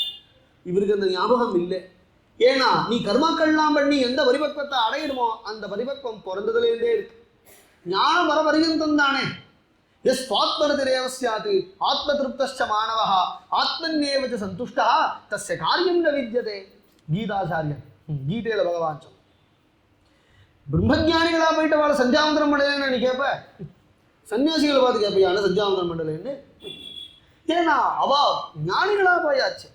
அப்போ பரமேஸ்வரன் சந்தியாவந்தனம் பண்ண அவசியம் இல்லையே. லுப்தக்ரியாய அசுச்சயே இவரை பார்த்து சுத்தமே இல்லாதவர் அப்படின்னா, ஸ்நானம் கூட பண்ண மாட்டாருன்னா யாரு? சிவனா? சிவன் தான் ஸ்நானம் பண்றார். உலகத்துல உருப்படியா குளிக்கிறது அவர் தான். உலகத்துல அபிஷேக பிரிய சம்புகும்பா குளிக்கிறதுனா ரொம்ப பிடிக்குமா அவருக்கு. அதனாலதான் கங்கையை தூக்கி தலையிலேயே வச்சுட்டார். ஏன்னா சமயத்துக்கு குளிக்கணுங்கிறா. ஒவ்வொரு சமயத்துக்கு தர்மசாஸ்திரத்துல குளிக்கிறதுக்குனே ஒரு ஸ்நானத்துக்குனே ஒரு பெரிய பெரிய ஸ்லோகம்லாம் எழுதியிருக்கா. நம்ம இந்த ஸ்நானம் பண்றதுக்குள்ள அடுத்த ஸ்நான காலம் வந்துடும், அந்த ஸ்நானம் பண்றதுக்குள்ள அடுத்த ஸ்நான காலம் வந்துடும். நம்ம எப்படி எப்போ பார்த்தாலும் கடத்தடியிலே தான் இருக்கிறது. அப்புறம் ஆற்றுக்கே வர முடியாது. பரமேஸ்வரர் யோசிச்சு கங்கையை தூக்கி தலையிலேயே வச்சுருட்டு எப்பயும் என்னன்னா நித்தியம் ஸ்நானம் பண்ணிட்டே இருக்கு. கங்கா தீர்த்தத்தை காட்டிலும் பரம பவித்திரமான தீர்த்தம் ஒன்று உண்டா லோகத்துல? கங்கா தரணாச்சே சர்வேஸ்வரன் அசுச்சையே மானினேயே பின்னசேதவே. எந்த தர்மத்தையும் அவர் ஆசிரியக்கலைன்னு சொன்னான், தர்மம் அவரை ஆசிரியிச்சிருக்கு. அவர் தர்மத்தை ஆசிரியிக்க வேண்டிய அவசியம் இல்லை. அவர் எந்த மார்க்கத்துல போறாரோ அதுக்கு தர்ம மார்க்கம்னு பெயர். பின்னசேதவே பிரேதாவாசேஷு கோரேஷோ. ஏன் ஸ்மசானத்துல போய் உட்கார்ந்துருக்கிறார்? ஸ்மசானத்துல போய் ஏன் உட்கார்ந்துருக்கிறார்? பக்த புதிஷஸ்தவத்துல குருநாதால் தான் சொல்றா. வேற எங்கேயுமே இந்த பாவம் கிடையாது. சிவபுராணத்துல கூட இப்படி ஒரு அர்த்தம் கிடையாது. நம் குருநாதால் கிரந்தத்துல தான் உண்டு. அது என்னன்னா, ஏன் ஸ்மசானத்துல போய் உட்கார்ந்துருக்கிறார்? ஏன் பஸ்மத்தை தரிச்சுக்கிறார்? ஏன் மண்டபோடலாம் எடுத்து மாலையா கோத்து போட்டுக்கிறாருன்னா, பரமேஸ்வரன் பாப்பாரா, ஐயோ இந்த ஜென்மாவில் ஒரு தடமாவது நீ சிவான்னு சொல்லிட்டேன்னு சொன்னா உனக்கு நான் மோட்சத்தை கொடுத்துருவேனே அப்படின்னு காத்துட்டு இருக்கும் பொழுது இந்த ஜீவாத்மாக்கள்லாம் இந்த சம்சாரத்துல மூழ்கி, சம்சாரத்தில் இருக்கிற மோக சுகபோக விஷயங்கள்ல மூழ்கி சாகர பரியந்தம் தெரியாம கூட சிவான்னு சொல்ல மாட்டான். பேரை சிவான்னு வச்சா கூட ஸ்ரீங்கிறா. வாவான்னு ஒரு 10 நிமிஷம் நிறுத்தி சொன்னா கூட அவரு நான் ஒட்ட வச்சுக்கிறேங்கிறார். சிவான சங்கேதமா கூட சொல்ல மாட்டேங்கிறான். அப்படி சொல்லாம எல்லாரும் யாரா இருந்தாலும், நாமன் சொல்லாத போனாலும், அவன் நல்லவனா வாழ்ந்தாலும், அவன் கெட்டவனா இருந்தாலும் எல்லாரும் வர ஒரு இடம், ஒரே இடம் தான் உண்டு. மற்ற இடத்துல எல்லாரும் வராளோ சில பேர் கோவிலுக்கு வருவா, சில பேர் கோவிலுக்கு வரமாட்டா அப்படிங்கிறவால அவளுக்கு வேணா சிவன் இல்லைங்கிற நம்பிக்கை இருக்கலாம், கோவிலுங்கிறது பொய்யுங்கிற நம்பிக்கை இருக்கலாம், அவா வேணா அதை நம்பலாமே தவிர, அவா வேணா வராம இருக்கலாமே தவிர, பரமேஸ்வரன் கோவிலுக்கு வரவாளுக்கு தான் நான் மோட்சம் கொடுப்பேன், என்னை ஒத்துக்கிறவனுக்கு தான் நான் மோட்சம் கொடுப்பேன், நான் நாஸ்திகனுக்கு நான் மோட்சம் கொடுக்க மாட்டேன் அப்படின்னு சொல்றது கிடையாது. ஏன்னா தெய்வம் இருக்குன்னு சொல்றவனும் ஒரு இடத்துக்கு தான் வருவான், தெய்வம் இல்லைன்னு சொல்றவனும் சந்திக்கிற ஒரே இடம் ஸ்மசானம் தான். அவனுக்கு வேணா தெரியாம இருக்குமே தவிர ரெண்டு பேரும் ஸ்மசானத்தை சந்திப்பான். ஸ்மசானத்துக்கு வந்த எல்லாரையும் சந்திக்கலான்னு தான் ஸ்மசானத்துல உட்காந்து இருக்கிறார். அந்த ஸ்மசானத்துல வரவாளாவது தூக்கிட்டு வரும்பொழுது கோவிந்தா கொல்லின்னு ஒண்ணு உண்டு. அதனால நான் செத்தா கூட காசியில போய் சாகணும்பா. ஏன்னா காசியில கொல்லி வைக்கிறதே விஸ்வநாதன் தானம். நான் ஆச்சரியம். காசியில அனாத பணம் ஜாஸ்தி, இன்னைக்கே ஜாஸ்தி. கங்கையில தூக்கி போட்டுன்னு இருந்தா இப்ப அதை கங்கையில போடக்கூடாது, கங்கா தீரத்திலேயே அது ஸ்மசானம் ஏற்படுத்தி அங்கேயே சம்ஸ்காரம் பண்ணு அப்படின்னு கவர்மெண்ட் ஏற்படுத்திடுச்சு. நான் ஆச்சரியம். கவர்மெண்ட் சனாதன தர்மத்துக்கு இதம் செய்யறதுன்னா உத்தரப்பிரதேசத்துல செய்யறது, அங்க செய்யறது பண்ணி அப்படின்னுட்டா கோவிந்தா கொல்லின்னு நம்ம பாக்குறோம். ஒரு நாளைக்கு எத்தனை பணம் அங்க எரிகிறது தெரியுமா? இன்னைக்கு போய் பார்த்தா தெரியும்.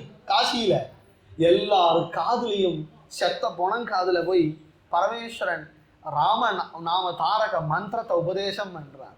அப்படி உபதேசம் பண்ணி தான் கொல்லி வைக்கிறாருன்னு காசி மகாத்மியம் 100 அத்தியாயம் இருக்கு ஸ்காந்தத்துல.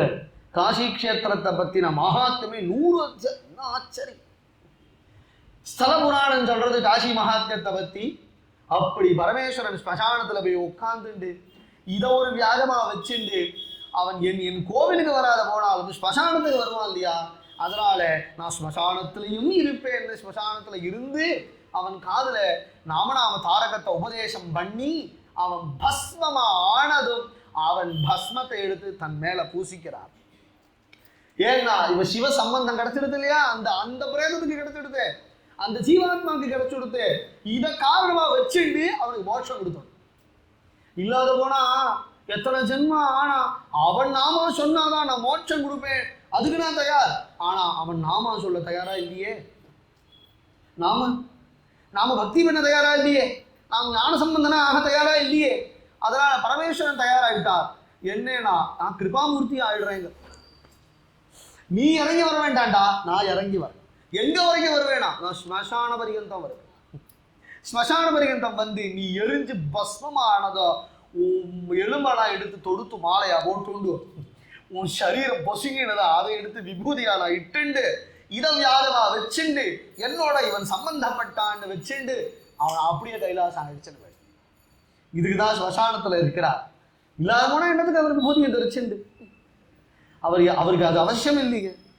எதா இருந்தாலும் அவர் அழகு. என் உள்ளம் கவர்கொள்ளும் கள்வன், என் நெஞ்சு நிறைந்த நீங்கா இறைவன், என் நெஞ்சில் இருக்கக்கூடிய நீங்கா இறைவன் யார சொல்றார்? மாணிக்க வாசகர்.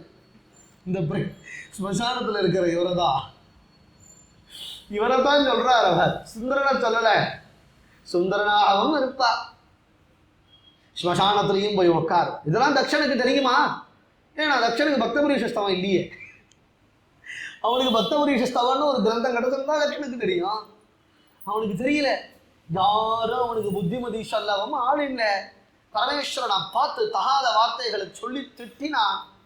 தேவைகி தேவகணாதமஹா, தேவகணங்களிலேயே மிகவும் அதமமான இந்த சம்புவுக்கு யாகத்துல சகபாகம் நலபதாம், இவனுக்கு யாகத்துல இனிமே அவிர்பாகம் கிடையாது. இந்த ரைட்ஸ் யாரு கொடுத்தா? இந்த தர்மம். நம் தர்மத்துல என்ன பெருமைன்னா வேதம்.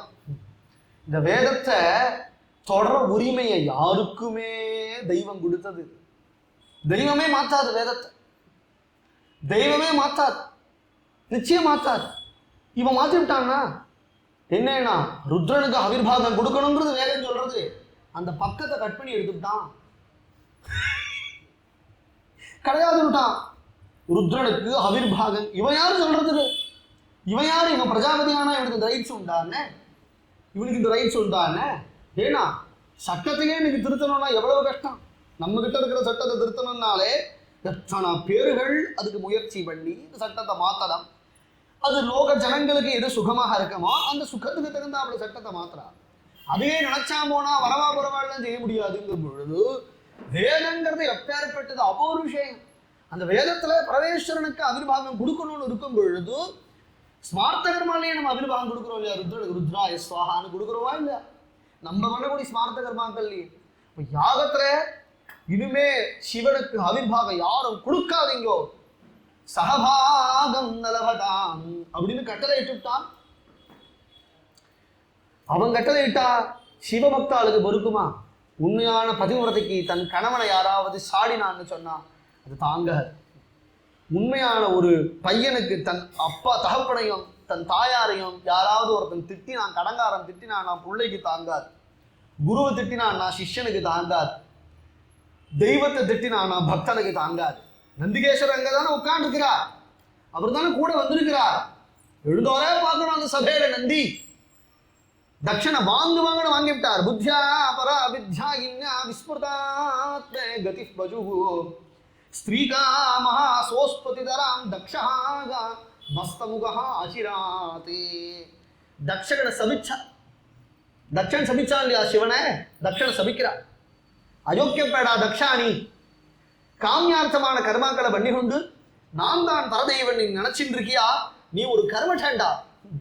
அதிகபட்சம் நீ என்ன அடைஞ்சிடுவ நீ கர்மாக்கள்னால. புத்தியா பரா வித்யா இன்யா, சகல சாஸ்திரங்களுடைய சாரமும் எதுன்னா ஞானத்தை அடையிறது தான். ஞானத்தை அடை கர்மாக்களுடைய பலன் என்னன்னா கர்ம யோகம். கர்ம யோகத்தை தான் சிக்ஷிக்கிறான் திரும்ப திரும்ப கீதாச்சாரியன். பகவத்கீதை மாதிரி ஒரு சாஸ்திரம் உண்டா?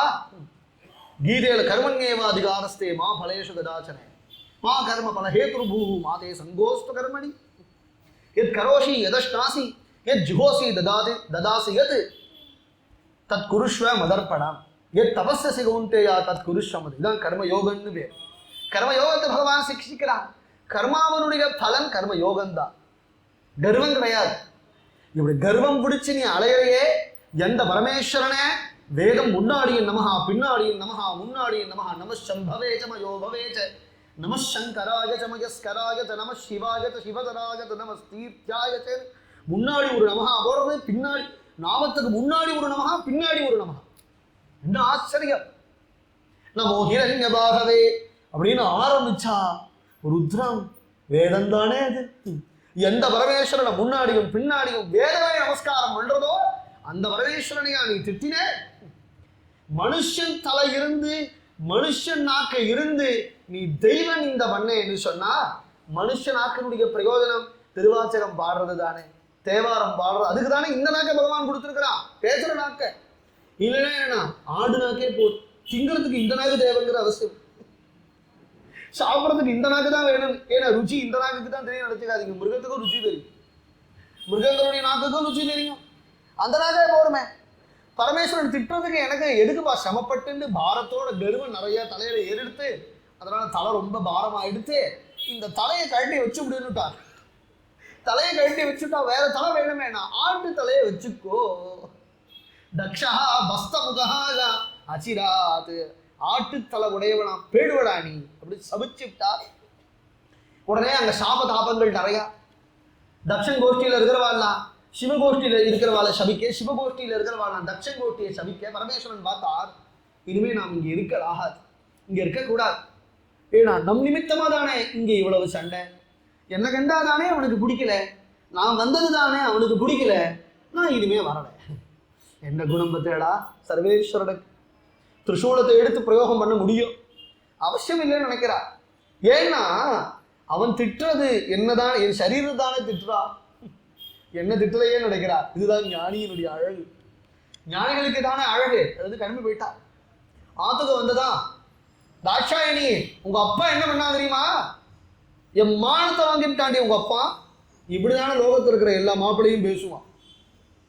அவ ஆத்துக்காரிட்ட பேசும்பொழுது அந்தந்த அந்தந்த பெண்மணிகளுக்கு அப்பா அம்மா இருக்கா இல்லையா, அவளை மரியாதையா பேச வேண்டாமா? உங்க அப்பா உங்க அம்மா அப்படின்னு சொன்னா அவளுக்குலாம் ரோஷம் வரத்தானே வரும். அப்ப பதிலுக்கு அவ பேசத்தானே பேசுவா. பரமேஸ்வரன் செய்ய மாட்டார். வாயே துறக்கலைன்னா என்ன நடந்ததுன்னே சொல்லலை. என்ன குணம் இது, என்ன குணம், கடைசி வரைக்கும் சொல்லலை. மற்றொரு சமயம் ப்ரகஸ்பதி சபம்னு ஒரு பெரிய யாகத்தை ஏற்பாடு பண்ணா. இந்த யாகத்தை ஏற்பாடு பண்ணிவிட்டான், எல்லாரையும் அழைச்சிருக்கிறான். இவளை மட்டும் அழைக்கலை, பரமேஸ்வரன் அழைக்கலை, தாக்ஷாயினி அழைக்கலை. ஆகாச மார்க்கமா தேவகணங்கள் எல்லாம் போறது. தாக்ஷாயினி குழந்தை, சின்ன குழந்தை, சொல்லி குதிச்சு விளையாடுறா. ஆகாச மார்க்கமா கைலாசத்துக்கு மேலே எல்லா விஸ்வாவசு முதலிய தேவர்கள்லாம் போகும் பொழுது பெரிய யாகத்தை ஏற்பாடு பண்ணிவிட்டார் தக்ஷன் அப்படின்னு பேசிட்டு போறது இந்த குழந்தை காதுல விழுந்தது. என்னது, நம்ம அப்பாவை பத்தி தானே பேசுறா, யாரும் ஏற்பாடு பண்ணியிருக்காளமே, ஏன் அப்பா சொல்லவே இல்லை, இவரும் ஒன்றும் வாயே திறக்கலையே, இவரும் என்ன வான்னு சொல்லலையே, என்ன ஆச்சு, ஆசை வந்து விடுட்டோம். என்னதா இருந்தாலும் பிறந்தாத்து பாசம் இருக்கத்தானே இருக்கும். இந்த ஆத்துல வந்து 50 வருஷம் வாழ்ந்தாலும் பிறந்தாத்து பாசம் இருக்கத்தானே. கல்யாணம் ஆன புதுசு குழந்தைதானே, கல்யாணம் ஆகி பொண்கள்லாம் கல்யாணம் ஆகி புருஷனாத்துக்கு வந்துடுவாளே தவிர ஒரு புருஷனாவது கல்யாணம் ஆகி பொண்ணாத்துக்கு போறாளோ சம்பிரதாயத்துக்கு மாற்று பெண்ணா வந்துடுறாளே தவிர மாற்று பிள்ளையா போயிட மாட்டேங்கிறா. சம்பிரதாயத்தை வேணா மாற்றி விடலான்னு தோன்றது. தாக்ஷாயினிக்கு பாவம், ஆத்துக்கு போகணும், அப்பாவை பார்க்கணும், அம்மாவை பார்க்கணும், யாகம் பண்றாளாம். யாகங்கிறது உற்சவம் தானே, கல்யாணம் பண்ணி கொடுத்தாச்சுன்னா அதோட முடிஞ்சுதுப்பா, வாடி ஒழிஞ்சுது அப்படின்னு நான் நினைப்பா. அருமையா பொன் குழந்தை தானே, அருமை, பொன் குழந்தைகளெல்லாம் வளர்த்து கொஞ்ச நாள் தானே நம்மளோட இருப்பா, என்னதான் இருந்தாலும் புறத்தியார் ஆத்துக்கு போய்த்தானே ஆகணும். அப்படி போயிட்டாலேன்னு விட்டுறக்கூடாது. ஏன்னா பொன் குழந்தைகள்லாம் வேணுமே, அண்ணன்மார்கள் தம்பிமார்கள்லாம் இருந்தா கூடையே இருக்கணும். இல்லாத போனா கல்யாணம் பண்ணிட்டு போனா பத்தியலா அவளுக்கு ரொம்ப இடம் கொடுத்து போயிடும். அவள் அப்புறம் என்ன நினச்சிப்பான்னா, இவளை கேட்க நாதி இல்லை, என்ன வேணா பண்ணலாம் நினச்சுருவா. அதனால் அப்பா தான் அடிக்கடி மாமனாரெலாம் விசிட் பண்ணணும். அடிக்கடி அண்ணா தங்கையெல்லாம் இருந்தால் விசிட் பண்ணணும். விசிட் பண்ண இல்லாத போனால் இலக்காரமாக போயிடும்னா அப்படிலாம் இருக்கணும் இல்லையா. கல்யாணம் பண்ணி கொடுத்ததுலேருந்து தாட்சாயினியை கண்டுக்கலையா. ஆனால் மாப்பிள்ளை நல்லவராக இருந்ததுனால பொழைச்சிது. மாமனார் மாமியார் சண்டை சச்சரவு கிடையாது. ஏன்னா சிவனுக்கு ஏதோ அப்பா, சிவனுக்கு ஏதோ அம்மா, அவர் தானே ஜெகநாதன், அவர் தானே ஜெகத் பிதா, இவள் தானே ஜெகன் மாதா. அதனால மாமனார் மாமியார் சண்டையெல்லாம் கிடையாது, நாத்தனார் சண்டையெல்லாம் கிடையாது, மச்சினர் சண்டை அதெல்லாம் ஒன்றும் கிடையாது. மாப்பிள்ளை நல்லவர், அதனால நல்லா வச்சுட்டு இருக்கிறா. தாக்ஷாயினிக்கு ஆசை. ஏன்னா தாக்ஷாயினிக்கு கூட பிறந்த சகோதரிகள் நிறையா உண்டு, ஒன்று விட்ட சகோதரர்களும் நிறையா உண்டு. அதில் யஜ்ஞன் அப்படின்னு பகவானுக்கு ஒரு பெயர், பெருமாளுக்கு யஜ்ஞன் அப்படின்னு ஒரு திருநாமம், கபிலன் அப்படின்னு ஒரு திருநாமம். இந்த தாக்ஷாயினுடைய அம்மாவுக்கு பிரசோதின்னு பேர் சொன்னேன் இல்லையா, ஆகூதி தேவகூதின்னு 2 பேர். இந்த ஆகூதிக்கு தான் பகவான் யஜ்ஞனாக அவதாரம் பண்றான் நாராயணன். தேவகூதிக்கு நாராயணன் கபிலனாக அவதாரம் பண்றான். அதனால அம்பாளுக்கு அண்ணா பெருமாள் அப்படின்னு சொல்றா பத்தேடா. கிருஷ்ணாவதாரத்தையும் உண்டு, பல அவதாரம். தாக்ஷாயினியா அவதாரம் அம்பாள் பண்ணும் பொழுது பெருமாள் தாக்ஷாயினிக்கு ஒன்று விட்ட சகோதரனாக தான் அவதாரம் பண்றார். கிருஷ்ணா அவதாரம் பண்றது ரொம்ப பிரசித்தம். அதனால பெருமாள் நான் எங்க அண்ணாவெல்லாம் பார்க்கலாமே, எங்க அக்கா தான் பார்க்கலாமே, எங்க அச்சி பேர்லாம் வருவா, எல்லாம் பாகவதத்தில் இருக்கிறதான் சொல்றேன், எங்க அச்சி பேர்லாம் வருவாள, எல்லாரையும் பார்க்கணுமே அப்படின்னு ஆசை பரமேஸ்வரன் போய் கேட்கிறா. அது பேசும் பொழுதே அது அழகு. பிரஜாபதேஹே தே ஸ்வசுரஸ்ய சாம்பிரதம் நிர்யாபிதா யஜ்ஞமஹோத்சவஹ கில வயம் ச தத்ர அபிசராம வாமதே யத்யர்த்திதாமி விபுதாஹ வ்ரஜந்தி. எப்பயுமே பொண்கள்லாம் ரொம்ப சந்தோஷமா இருக்கான்னு வச்சுக்கோங்களேன். அவள் பேச்ச வச்சே தெரிஞ்சு விடலாம் அவள் எவ்வளவு குதூகலமாக இருக்கா அப்படின்னு. ரொம்ப சந்தோஷமா இருந்தா என்ன சொல்லுவான்னா, உங்க மாமனார் உங்களை விசாரிச்சாரும்பா. ரொம்ப கோபமா இருந்தான்னு வச்சுக்கோ, எங்க அப்பா உங்களை விசாரிச்சார் அப்படின்பா. எப்ப எங்க அப்பான்னு சொல்றாளோ அப்ப ஏதோ பெரிய பிரச்சனை இருக்குன்னு அர்த்தம். பிரஜாபதேஹே தே ஸ்வசுரஸ்ய சாம்பிரதம். பிரபு சங்கரா, உங்க மாமனார், என்னது எம் மாமனாரா, உங்க மாமனார் பெரிய யாகம் ஒன்று ஏற்பாடு பண்ணியிருக்காருலாமே. நிர்யாபிதா யஜ்ய மகோத்சவா கில. நம்மளாம் போகலாமா? வயம் ச தத்ர அபிசராம வாமதே யத்யர்த்திகாமி விபுதாஹ விரஜந்தி. இந்த தேவாள்லாம் போறாளே, அவளுக்கெல்லாம் என்ன சம்பந்தம்? நம்ம போக வேண்டாமா? நீங்க எங்க ஆத்து மாப்பிள்ளையாச்சே, மூத்த மாப்பிள்ளையாச்சே, அருமையான மாப்பிள்ளையாச்சே நீங்க. தாட்சா இன்னைக்கு பாவம், அன்னைக்கு நடந்ததெல்லாம் தெரியாது, அதனாலதான் இப்படி பேசுறா குழந்தை. பிதுர் மம மகாயஜ்ஞே கஸ்மாத் தவனரோச்சதே கமனம் தேவதேவேஷா தத்சர்வம் கதய பிரபோ. நம்ம போக வேண்டாமா? நான் இப்படி சொல்றேன், மச மசன்னு உட்காந்துருக்கல, தெரியாத போல. அவர் ஏன் சொல்லலைங்கிறது காரணம் தெரியல. பரமேஸ்வரன் கேட்கிறார், உங்க அப்பா ஏன் சொல்லல? கூப்பிட வேண்டாமா? அவர் கூப்பிடுறது கூப்பிடாத போகட்டும், நம்ம போக வேண்டாமா? அது எப்படிமா போறது? போகலாம்னா உங்களுக்கு தெரியாதா? கதம் சுதாயாஹா பித்ருகேஹ கௌதுகம். நம்ம ஆத்துக்கு போறதுக்கு யாராவது இன்விடேஷன் எதிர்பார்ப்பாங்க? நம்ம ஆத்துக்கு, சொந்த ஆத்துக்கு வரதுக்கு யாராவது இன்விடேஷன், எனக்கு இன்விடேஷன் இருந்தாதான் வருவேன்னு சொல்லுவாளா என்ன? நம்ம ஆள்லையா அது? நிஷம்ய தேஹா சுரவரியனேங்கதே. சில இடத்துக்குலாம் இன்வைட் பண்ணாத போனாலும் போகலாம், கூப்பிட்டாதானே போகணும் அப்படிங்கிறது சில இடம். கூப்பிடாத போனாலும் நம்ம போகலாம். அனாஹுதாக அப்யபியந்தி சௌஹிருதம். யாராவது கூப்பிட போனாது போலாம். பர்த்துஹு குரோஹோ தேக கிருதஸ்ச கேதனம். ஆத்துக்காரர் ஆத்துக்கு, இது ஆத்துக்காரர் ஆத்துக்குங்கிறட அது அப்படிதான். கல்யாணம் ஆகி வந்திருப்பா, புக்காத்துல ஏதாவது, புக்காத்துல இருந்துட்டு பிறந்தாத்துல ஏதாவது ஃபங்க்ஷன்னு போவா. ஃபங்க்ஷன் என்ன 2 நாள் தான் இருக்கும், 2 மாதம் முன்னாடியே கிளம்பிடுவா. அப்புறம் ஃபங்க்ஷன் முடிஞ்சிட 2 நாள், அப்புறம் 2 மாதம் கழிச்சு தான் வருவா. என்னம்மா நீ என்ன வரதா இருக்கியா? இங்கே உனக்கு ஒரு குடும்பம் இருக்குது, நாங்கள்லாம் இருக்கோம், என்னை கல்யாணம் பண்ணிட்டு இருக்கேன், உனக்கு ஞாபகம் இருக்கான்னு கடிதாசி போடணும், இல்லை ஃபோன் பண்ணணும். அப்போ தான் அவளுக்கே ஞாபகம். அந்த மாதிரி நிலைமையும் உண்டு.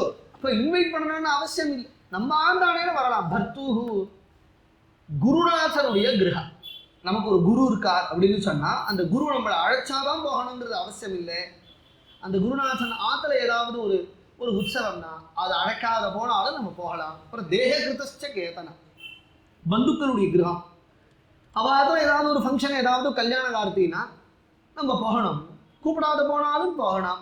பாவம், அவளுக்கு ஒரு கல்யாணம்னு சொன்னால், ஒரு யாகம்னு சொன்னால் எவ்வளவு காரியம் இருக்கான். ஒரு கல்யாணம்னாலே எவ்வளவு கஷ்டம். ஒரு கல்யாணத்தை எடுத்து நடத்தி அது முடிகிற வரைக்கும் நிர்விக்னமாக நடக்கணுமே. அப்போ நம்மளை கூப்பிடாத போனா அப்படின்னா அவளுக்கு 1000 காரணம் இருக்கும் நம்மளை கூப்பிடாததுக்கு, மறந்து போயிருப்பா. அவள் கூப்பிடுறதுங்கிறதுக்காக நம்ம போகாமல் இருக்கு. நம்ம பாந்தவைத்தை விடலாமா? நம்ம முந்துக்கள் தானே, என்றதாக இருந்தாலும் நம்ம போகத்தானே போகணும். கூப்பிடாத போனாலும் போகணும்னு அழகாக இங்கே ஒரு அருமையான தர்மத்தை சொல்கிறா தாக்ஷாயினி. பரமேஸ்வரனை அதிக பிரசங்கி, ஊர் போ அந்தண்டை, இப்படி தானே சொல்லலாம். அப்படிலாம் சொல்ல மாட்டா, கொஞ்சம் கொஞ்சம் பேசுவா. துவயோதிதம், பரமேஸ்வரன் சொல்றார், துவயோதிதம் சோபனமேவ சோபனே. நம்ம அம்பாளை பற்றி தான் சொல்றாரு. பாகவதத்திலான சர்வமங்களான பேரு அப்படின்னு சொன்னா வந்த உடனே மாமா பாகவதத்தில் பார்த்தா சோபனேன்னு வருது. சோபனானா மங்கள பிரதான் தானே அர்த்தம். சோபனே ஏ அம்மா நீ சொன்னது சரி. துவயோதிதம் அழகா கூப்பிடாத போனாலும் பந்துக்களுடைய கிரகத்துக்கு நம்ம போகணும். ஏன்னா நம்ம அந்த பாந்தவியத்தை விட்டு கொடுக்கக்கூடாது. பந்துக்கள் வேணும் இல்லையா? விட்டு, நமக்கு ஒரு கஷ்டம்னா பந்துக்கள் தானே வருவா, விட்டு கொடுக்கக்கூடாது, போய் தான் ஆகணும். அனாஹுதாக அப்யபியந்தி பந்துஷு. ஆனா அதுல ஒரு சூக்ஷ்மம் இருக்குமா? அது என்ன சொல்றேன்? இப்போ அவன் கூப்பிடாத போனாலும் நம்மளுக்கு அவளிடத்துல பிரேமம் இருக்கிறதுனால நம்ம போகணும்னு நீ சொன்னியேம்மா, அவளுக்கு அந்த பிரேமம் இருந்தா நம்மளை எப்படிம்மா கூப்பிடாம இருப்பா? சிவன் இப்படி கேட்டுவிட்டான். நமக்கு இப்ப அவ கூப்பிடாத போனாலும் போகணுங்கிற எண்ணம் வருது இல்லையா? அப்ப அவளுக்கு அவ ஆத்துல ஒரு ஃபங்க்ஷன்னா முதல்ல என் ஞாபகம் தானே வரணும். ஏன்னா நீ மாப்பிள்ளைன்னு வேற சொல்லிவிட்ட, முதல்ல மாப்பிள்ளைன்னு வேற சொல்லிவிட்ட, நீ தான் கடைக்குட்டி, உன்னை கண்டாதான் அவங்க அப்பாவுக்கு ரொம்ப பிடிக்கும்னுட்ட. அப்போ உன்னையும் என்னையும் தானே முதல்ல கூப்பிடணும். இவன்லாம் தேவன்லாம் போறான், விஸ்வாசுக்கு என்ன வச்சிருக்கு, அவன்லாம் போறான். தேயத்யனுத்பாதித தோஷ திருஷ்டயா பலீயசானாத்யமதேன மன்யுனா. ஒரு கால் அவ கூப்பிடாததுக்கு காரணம் வேற ஒன்றாகவும் இருக்கலாம். மறதிதான் காரணமா இருக்கணும்னு அவசியம் இல்லை. வேற என்ன காரணமா இருக்கக்கூடும்? நம்ம வரக்கூடாதுங்கிற எண்ணமோ என்னவோ. ஏன்னா நம்ம பக்கத்தாத்துக்கு லெட்டர் போட்டிருக்கா, இந்த ஆத்துக்கு லெட்டர் போட்டிருக்கா, மேலாத்துக்கு லெட்டர் போட்டிருக்கா, கீழாத்துக்கு லெட்டர் போட்டிருக்கா, நம்ம ஆத்துக்கு மட்டும் லெட்டர் வரல. ஏன்னா எல்லாருக்கும் ஃபோன் பண்ணி உங்களுக்கு இன்விடேஷன் வந்தது. எதில் வந்தது? வாட்ஸ்அப்பில் வந்தது. எனக்கு வாட்ஸ்அப்பில் கூட இன்விடேஷன் வரல, ஆற்றுக்கு பத்திரிக்கை கூட வரல. என்ன ஓஹோ, அப்போ என்னன்னா நான் வரக்கூடாதுன்னு என்ன? மதியாத வாசல் மிதிக்கலாமா? மதியாத வாசல் மிதியாதேம்பா. மதிப்பில்லைன்னா அங்கே போகக்கூடாதுமா. பந்துக்கள் தானே, அப்பா தானே, அம்மா தானேன்னா எப்போ நீ இந்த ஆத்துக்குன்னு வந்தாச்சோ அதுக்கப்புறம் என்னன்னா இந்தாகம் இந்தாகம் தான், அந்தாகம் அந்தாகம் தான். அவளுக்கு என்ன வேணா மனசு மாறி இருக்கலாமா? தேயதி அனுப்பாதித தோஷ திருஷ்டயா. அப்படி மாறுமான மாறும். இத்தனை நாள் மாறலை, இன்னைக்கு என்ன மாறிடுது? நான் பதவி வந்துடுது இல்லையா? ஹை சேலரி, இப்போ ஹை இன்க்ரிமெண்ட் வந்துருச்சோ, பணம் வந்துருச்சோ, பதவி வந்துடுச்சோ. பதவியும் பணமும் வந்துடுச்சுன்னா பந்துக்களை மதிக்க மாட்டான். அதுபடியும் தான் பாந்தவியம். பணம் வந்துடுச்சுன்னா எவனால எனக்கு என்ன ஆணும், எவனால எனக்கு என்ன, இவனை கூப்பிட்டு எனக்கு என்ன, இவனை கூப்பிடாத போனால் எனக்கு 10 ரூபா செலவு மிச்சம், அவனை கூப்பிட்டா அவனுக்கு சாப்பாடு போடணும், அவன் வரலைன்னா எனக்கு செலவு மிச்சம். இப்படி தானே தோணும். பணம் வந்துடுச்சுன்னா பலியசா அநாத்யமதேன மன்யுனா. ஆனால் தாட்சாயணி நான் போவேன்னு சொல்கிறா. பரமேஸ்வரன் தடுக்கிறார். அம்மா போகாதேம்மா. சம்பாவிதஸ்ய சாகீர்த்தி மரணாத் அதிரிச்சதேம்மா. கீதையில் பகவான் சாவை காட்டிலும் கொடுமையாக ஒன்று உலகத்தில் இருக்குன்னா, சாவு தானே கொடுமை, சாவை காட்டிலும் கொடுமை ஒன்று இருக்குன்னா என்னன்னா அவமானம். அவமானம்னு ஒன்று இருக்கு, அது ரொம்ப கொடுமை, பொதுவான அவமானம். அதுவே நம்ம பந்துக்கள்கிட்ட போய் அவமானப்பட்டோன்னு வச்சுக்கோங்க. அதுவும் எல்லா பந்துக்களுக்கும் முன்னாடி. ஒரு கல்யாணம்னா 100 பேர் கூடியிருப்பா. அந்த 100 பேர் கூடின அந்த கல்யாண மண்டபத்தில் எல்லாரும் நமக்கு தெரிஞ்சவா, நமக்கு வேண்டியவா, நம்ம சகோதரன், நம்ம சகோதரிகள், நம்ம பந்துக்கள். அவளுக்கு முன்னாடி நம்ம மானம் எடுத்துன்னு வச்சுக்கோங்க. சாவகாட்டிலும் இதுதான் பயங்கர கொடுமை. சம்பாவிதஸ்ய அகீர்த்தி மரணாத அதிரிச்சதேன்னா. அதையே சொல்றார் பரமேஸ்வரன். நீ என்ன மீறி போயிட்டேனா பத்ரம் பவத்யா நததோ பவிஷ்யதி. உனக்கு க்ஷேமம் ஏற்படாதுமா. யதாசு சத்யா மரணாய கல்பதே. பிராணம் கூட போனாலும் போயிடும் அப்படின்னு சொல்றார் பரமேஸ்வரன். பேச்சையும் மீற முடியல. மனசோ அப்பா அங்கே போகணும், யாகத்துக்கு போகணும்னு தாக்ஷாயணிக்கு மனசு பட்டுன்னு அடிச்சுக்கிறது. குழந்தை உள்ள போறா வெளில வரா, உள்ள போறா உள்ள வரா, முறைக்கிறா பரமேஸ்வரனை. ஒரு பார்வை பார்க்குறா, ஊஹூ அப்படிங்கிறா, பின்னலத்துக்கு முன்னாடி போட்டுக்கிறா, உள்ள போறா வெளில வர. நான் போகத்தான் போவேன்னு அடம் பிடிச்சுட்டா. கிளம்புறா. பரமேஸ்வரன் நந்திகேஸ்வரனை அழைச்சி, பூதகணங்கள் எல்லாம் அழைச்சி, யாகத்துக்கு தேவையான எல்லா பொருளையும் கொடுக்குறார். நான் ஆச்சரியம், பிச்சைக்காரன் நான் பரமேஸ்வரன். 10 நிமிஷம் முன்னாடி இந்த அக்ஷா என்னெல்லாம் கொடுத்தா? தாம் சாரிகா கந்துக தர்ப்பணாம்புஜ ஸ்வேதாதபத்ரம் வியஜனம் ஸ்ரகாதிபிஹி கீதாயனை துந்துபி சங்கவேணுபிஹி விருஷேந்திரமாரோப்ய விடங்கிதாயயூ. யாகத்துக்கு தேவையானதெல்லாம் கொடுத்து அனுப்புறார். சாரிகா ஒரு கிளி பொம்மை கொடுத்து அனுப்புறாராம். தாட்சாயணி கிளி பொம்மை கையில் வச்சுன்னு விளையாடு, குழந்தை தானே சொன்னேன். அப்புறம் கந்துக்க ஒரு பந்து பால் கொடுத்து அனுப்புறார், கண்ணாடி கொடுத்து அனுப்புறார், தாமரை கொடுக்குறார், வெண் தாமரை கொடுக்குறார், விசிறி கொடுக்குறார், புஷ்பங்கள்லாம் நிறையா கொடுக்குறார். யாகத்துக்கு தேவையானதெல்லாம் கொடுத்து அனுப்புறார். பூதகணங்கள் நான் போறா. நந்திகேஸ்வரர் அனுப்புறார். நந்திகேஸ்வரர் தாயாரை மட்டும் எழுந்துருளை பண்ணிட்டு அப்படி வரமாட்டார. சிவனை விட்டுடு அம்பாளை மட்டும் அழைச்சின்னு வர்றது புறப்பாடு ஏதாவது ஒன்று உண்டாங்க. இங்கே அம்பாள் மட்டும் புறப்பாடாகி போறா. விஷேந்திரம் ஆரோப்பிய, விஷேந்திரன்னா நந்திகேஸ்வரன், அவர் மேலே ஏறி உட்கார வச்சு நந்திகேஸ்வரன் அடைச்சின்னு போறா. யாகசாலைக்கு வந்துட்டா தாட்சாயணி. அம்மா இருந்தா பிரசூதி. தாட்சாயணியை பார்த்து, தாட்சாயணி எப்படிமா இருக்க, எப்படிமா இருக்க. அம்மாவை பார்த்து தான் அழ ஆரம்பிச்சுடுத்து குழந்தை. ரொம்ப நாள் ஆயிடுச்சு இல்லையா, கல்யாணத்தன்னைக்கு பார்த்தது அம்மாவை. அம்மாவை பார்த்து ரொம்ப நாள் ஆனதான் அழ ஆரம்பிச்சுடுது. கட்டிண்டா. சகோதரிகள், அக்கா எப்படிக்கா இருக்கேன்னு அக்காவெல்லாம் கட்டிண்டா. எல்லாரையும் பார்த்து சந்தோஷப்பட்டா. யாகம் நடக்கிறதா. ஏமா என்னை கூப்பிடலை, என்னதானே நீ முதல்ல கூப்பிடணும், ஏமா என்னை கூப்பிடலைன்னு விசாரி. அப்பாவுக்கு தாங்க என்ன தெரியும், அப்பா கூப்பிடுறான்னு நினைச்சுன்னு நாங்கள் எல்லாம் பேசாம இருந்தோம். அப்பா எங்கம்மா இருக்கா, அப்பா செல்லமா தாட்சாய். பொண்களே எப்பயும் அப்பா செல்லம் தானே, பொண்கள்லாம் எப்பயும் அம்மாவை காட்டினா அப்பாட்ட தான் ரொம்ப செல்லமா இருக்கும். ஏன்னா அப்பா தான் பொண்ணு என்ன சொன்னாலும் தலையை ஆட்டுவார், அதனால அப்பா செல்லமா இருக்கும் பெண்குட்டிகள்லாம். அப்பா எங்கம்மா அப்படின்னதும் யாகசாலையில தானே இருக்கார் தக்ஷன், எப்போ வந்தாலும் கொஞ்சமா அப்பா மடியில வச்சுட்டு தாட்சாயணிய இப்போ அப்பாவை பார்க்கணும்னு வரா. தாட்சாயணியை பார்த்ததை மேலையும் கீழையும் பார்த்து முறைச்சிட்டு சி அப்படின்ட்டு போயிட்டாங்க. அப்பாதான் இருந்தாலும் எப்படி இருக்கும் பொண்ணுக்கு, என்ன ஆச்சுமா, ஏன் அப்பா இப்படி இருக்கா, ஏன் என்ன முறைக்கிறா, என்ன ஆச்சோன்னு இப்படி ஒரு பார்வை பார்த்தா, யாகசாலையை பார்த்தா புரிஞ்சுட்டா. யாகசாலையை பார்த்தா என்ன புரியும், யாகசாலையை பார்த்தா என்ன புரியுமா, நம்ம ஆத்து பெண்களுக்கு தான் எல்லாம் தெரியும். சாத்தத்தில் இங்க தர்பையை விட்டுட்டு இந்த பாத்திரத்தை சரியா வச்சு ஒழுங்கா வச்சுக்கல, சாத்த திதி உள்பட சாத்த எப்படி பண்ணணுங்கிற அந்த கிரியை உள்பட பிரக்ரியா உள்பட அவாவா மாமாக்கு அந்தந்த மாமி சொன்னாதான் தெரியும், வாத்தியாருக்கு கூட தெரியாது, அவளுக்கு தான் தெரியும். இது எங்காத்த சம்பிரதாயம், உன் பிறந்தாத சம்பிரதாயத்தையும் தெரிஞ்சுப்பா, புக்காத சம்பிரதாயத்தையும் தெரிஞ்சுப்பா. இதுதான ஆச்சரியம். ஸ்ரௌதம் உள்பட தெரியும். ஸ்ரௌதம் படிப்பு கொடுக்கலங்கிறால நம்ம தர்மத்துல இருந்த ஒவ்வொரு ஸ்திரீகளும் எப்படி இருந்தா தெரியுமா. மண்டலமீஸ்வரரும் ஆச்சாரியரும் சண்டை போடும் பொழுது சாட்சியா இருந்தது மண்டலமீஸ்வரர் ஆத்து மாமி அத்தியட்சன் ஜட்ஜி. ஆச்சாரியால் ஜெயிக்கிறாரா மண்டலமீஸ்வரர் ஜெயிக்கிறாரான்னு பார்த்தது ஒரு மாமி. படிப்பு கொடுக்கலங்கிறான ஸ்ரௌதம் பூரா கரைச்சு குடிச்சிருக்கா தாட்சாயி. பார்த்தாலா இல்லையோ அருத்ரபாகம் தமவேக்ஷேச்சாத்வரம் பித்ராச்சரேவே கிருதஹேரணம் விபௌ அநாபுதா யஜ்ஞ சதஸ்யதீஸ்வரி சுகோபலோகானி பக்ஷ்யதி ருஷா. ருத்ரனுக்கு பாகம் கொடுக்கலன்னு புரிஞ்சுட்டா. என் கணவரா அவமதிச்சிருக்கிறார் எங்க அப்பா அப்படின்றதும் இதுமே அப்பாங்கிற எண்ணம் அவளுக்கு நீங்கிடுச்சு.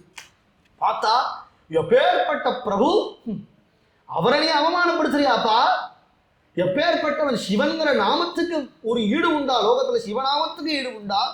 யஜ்ஜக்ஷரம் நாம கிரேரிதம் திருணாம் சகிருத் பிரசங்காத் அகம் ஆசுஹந்தி தத் பவித்ர கீர்த்திம் தமலங்க்ய சாசனம் பவானஹோத்வேஷ்டி சிவம் சிவேதரகா. அவரை பார்த்தா அசிவன் சொன்னையா, நீதான்ப்பா அசிவன். ஏன்னா யஜ்ஜக்ஷரம், சிவங்கிற திருநாமம் என்ன கஷ்டமா, என்ன ரெண்டே அக்ஷரம் தான், ஷி வா ரெண்டே அக்ஷரம் தான். நீ ரெண்டு அக்ஷரத்தை சிவான்னு சொல்லிவிட்டேன்னு சொன்னா தெரிஞ்சுதான் சொல்லணும். சிவநாம வைபவம் பூரா நமச்சிவாய பதிகம் பூரா ஹிருதயத்தில் இருந்துட்டு தான் நமச்சிவாயன்னு சொல்லணும்னு அவசியம் இல்லை. தெரிஞ்சா நமச்சிவாய பதிகம் பூரா சொல்லும், இல்லைன்னா நமச்சிவாயன்னு மட்டும் சொல்லு போதும். கிரேரிதம் திருடா எத்தனை தரம் சொல்லணும் சார், சகிருத்து ஒரு தரம் சொன்னா போதும், ஒரு தரம் சொன்னாலே போதும். சிவன் பெருமையை திறந்துட்டுதான் சொல்லணுமான்னு அவசியம் இல்லை. பிரசங்காத்து, நீ விளையாட்டா சொன்னா கூட, சிவான்னு விளையாட்டா சொன்னா கூட அது என்ன பண்ணும்னா, நீ ஜென்ம ஜென்மமா நாம் பண்ண அந்த பாப்ப மூட்டையெல்லாம் பொசுக்கி நமக்கு ஞானத்தையும் கொடுத்து மோட்சத்தையும் கொடுத்துவிடும். அகம் ஆசு ஹந்தி தது. சாகர காலத்துல ஒரு வேடுவர் அவன் பிள்ளைக்கு தன் தர்மத்தை சொல்லித்தரான். பிரஹர ஆஹர சம்ஹரேன்னு சொன்னானா, செத்துட்டான் அவன். இதை சொல்லிட்டு செத்துட்டான். பிரஹரேனா என்ன அர்த்தம்னா அடின்னு அர்த்தம், ஆஹரேனா கொண்டு வா, சம்ஹரேனா கொலை பண்ணு. இதானே அவளுக்கு வேட்டையாடுற தர்மம். வேட்டையாடுறத சொல்லினா, இதை சொல்லிட்டு செத்தானா. இதை செத்ததும் பரமேஸ்வரன் கன்னத்துல கையை வச்சுட்டான், கவலைப்பட ஆரம்பிச்சுட்டான். அம்பாள் கேட்டானா, ஏன் கவலைப்படுறேன்? இல்லை, அவன் ஒரு தடவை ஹரேன்னு சொன்னாலே நான் கைலாசம் கொடுத்துடுவேன், ரெண்டு தடவை எக்ஸ்ட்ரா சொல்லிவிட்டானே நான் என்ன பண்றதுன்னு கேட்டான். பிரஹர ஆஹர சம்ஹர உபசர்க்கத்தை நீக்கிட்டேன்னா ஹர ஹர ஹரேன்னு. இதுக்கு தான் பிரசங்காத்துன்னு பேரு. ஸ்ரீதர ஐயாவாள்னு இருந்தார் திருவசன்னூர்ல. அவர் சொல்றார், பிரஹராஹரேதி வாதி பனித மதாக்கியா இதி பாலிதோ பவதாலா. ஆதித்ய புராணம்னு ஒரு புராணம். அந்த புராணம் சிவநாம வைபவத்தை சொல்லும் பொழுது இந்த கதையை சொல்றான். அவன் சிவனை நினைச்சுட்டா ஹர ஹரன்னு சொன்னான். அரண் நாமமே சூழ்க வையகமும் அப்படின்னார் சம்பந்த பிரான். அரண் நாமமே தமிழ்ல அரண்னு சொல்றாரு இல்லையா, அதுதான் சம்ஸ்கிருதத்துல ஹரன். ஹரஹாங்கிறது வடமொழி, அரண்ன்றது தமிழ் மொழி. அதை தெரியாம சொல்லிவிட்டான். பிள்ளைக்கு வேட்டையாடுற தர்மத்தை சொல்லித்தரும் யாகத்துல சொன்னவனுக்கே மோட்சத்தை கொடுத்துட்டார். அப்பேற்பட்ட பரமேஸ்வரனே, நீ திட்டையா பவித்ர கீர்த்தி தமலங்க சாசனம். உனக்குதான் அவரை பத்தி ரொம்ப நல்லா தெரியுமா? இங்க இருக்கக்கூடிய பிரம்மாவுக்கெல்லாம் தெரியாதா? இந்த பிரம்மா அந்த சிவனுடைய பாத ஜூலிக சபேஷன் சிதம்பரத்துல தில்லையில அவர் நாட்டியம் ஆடும் பொழுது சகல தேவர்களும் அந்த குஞ்சித பாதம் என் சிரசுல படாதா அப்படின்னு மண்டைய கொண்டு சொல்கிறா. எல்லா தெய்வங்களும் குஞ்சித பாதம் திருவடியை தூக்கிண்டு அப்படி நிக்கிற அழகு. அந்த நிற்கும் பொழுது அந்த பாத தூளி என் சிரசுல விழாதாடு. இந்த தெய்வங்கள்லாம் காத்துன்னு இருக்கு. இந்த தெய்வங்களுக்கெல்லாம் தெரியாத அந்த சிவன் யாருன்னு உனக்கு தான் தெரியுமா? நீ தான் பெரிய சர்வஜனா. கிம் வா சிவா அக்கியம சிவம் நவினுஹூத்வதன்யே. சிவனுடைய பெருமையை தாட்சாயினி சொல்றா. இப்படி சொல்லிட்டே தான் இருக்கா. சிவநாமத்தினுடைய வைபவத்தை சொல்லி சிவன் பெருமையை சொல்லிட்டே இருக்கா இல்லையா? கோத்ரம் த்வதீயம் பகவான் விருஷத்வஜா. உன் மேல எவ்வளவு அபிப்பிராயம் வச்சிருக்கிறார், எவ்வளவு மரியாதை வச்சிருக்கிறார் தெரியுமா? என் பர்த்தா என்னை கூப்பிடும் போது எப்படி கூப்பிடுவார் தெரியுமா? தாட்சாயினியும். சத்தியுமே என்னை கூட மாட்டார், உன் பேரை சொல்லிதான் என்னை கூப்பிடுவார். தாட்சாயினி தாட்சாயினி அப்படி சொல்லுவார். சிவத்வேஷியான உனக்கு பொண்ணா பிறந்துட்டு இனிமே சிவன் அடியாளா நான் எப்படி இருப்பேன்? அப்ப என்னன்னா இனிமே உனக்கும் எனக்கும் சம்பந்தம் இருக்கக்கூடாது. சிவத்வேஷிக்கு எனக்கு சம்பந்தம் இருக்கக்கூடாது. சம்பந்தம் இருக்கக்கூடாதுன்னா என்ன பண்ண போறேன்னா இந்த சரீரத்தை எரிக்க போறேன். கோத்ரம் த்வதீயம் பகவான் விருஷத்வஜா தாக்ஷாயினீத்யாக யதா சுதுர்மணாஹ வ்யபேத நர்மஸ்மிதம் ஆஷு தத்யஹம் யுத்ஸ்ரக்ஷ்யே தத் குணஹம் ததங்கஜம். அப்படின்னு தாக்ஷாயினி அந்த சபையில யஜ்ஞ சதசி அதீஸ்வரி அம்பாள் சின்ன குழந்தை. தாக்ஷாயினி இன்னும் பிரௌடையா கூட ஆகல. எல்லாரும் பார்க்கும் பொழுது ததா ஸ்வபர்த்துஹு சரணாம்புஜாசவம் ஜகத்குரோ சிந்தயதி நசாபரம் ததர்ஷ தேஹநாஹத கல்மஷாசதி சத்யஹ பிரஜஜ்வால சமாதி ஜாக்னினாயா. கண்ணை மூடிண்டா உட்காந்துண்டா நமசிவாய நமசிவாய ஓம் நம சிவாய ஓம் நம சிவாய அப்படின்னு வாயில திருநாமம் பஞ்சாட்சரம் வருது. ஹிருதயத்துல பரமேஸ்வரனுடைய திருவடியை நினைக்கிறா, அழறா. ஏன்னா சிவத்வேஷிக்கு பொண்ணா பிறந்துட்டேன். இனிமே இந்த சரீரத்தை கொண்டு உங்களுக்கு கைங்கரியம் பண்ண முடியாது. இனிமே எந்த ஜென்மாவில் உங்க திருவடியா அடைவேனோ, இனிமே உங்க தரிசனம் எனக்கு எப்போ கிடைக்குமோ, உங்களோட எப்போ நான் பேசுவேனோ, உங்க கடாட்சம் என் மேல் எப்போ விழுமோ அப்படின்னு பரமேஸ்வரன் விரகத்தை நினைச்சு தவிக்கிறா. யோகாக்னியினால கலப்பிட்டாலும் சரீர வேற ஒரு நெருப்பு வெளிலேருந்து வர வேண்டிய அவசியம் இல்லை. சரீரத்திலேயே உள்ள இருக்கக்கூடிய ஜாடராக்னியை தன்னுடைய யோக சக்தியினால கலப்பினால் மிருதுலமா கோமலமான தாக்ஷாயினுடைய சரீரம் பொசு பொசுன்னு எரிஞ்சு விடுது. தடுக்கலையா அந்த தாக்ஷா. உடனே சிவகணங்கள்லாம் யுத்தத்துக்கு வந்ததும் பிருகு உடனே தேவகணங்களை சிருஷ்டித்து யுத்தம் பண்ண சொன்ன சிவகணங்கள்லாம் ஓடி கைலாசத்துக்கு போய் நாரதர வாயிலாக பரமேஸ்வரன் தெரிஞ்சின்றார். குருத்த சுதஷ்டோஷ்ட முட்டஸ்தூர்ஜதி ஜட்டானாம் கட்டித்வன்னி சதோக்ரரோச்சிஷம். பரமேஸ்வரன் சாந்த ஸ்வரூபனாக இருக்கிறார். அது எப்படி இருக்க முடியும்னா இதை எதிர்பார்த்தது தானே. அவர்தான் முதல்ல சொல்லிட்டாரு, பிராணம் வேடுமான்னு சொல்லிட்டாரு. எதிர்பார்த்தது தான்.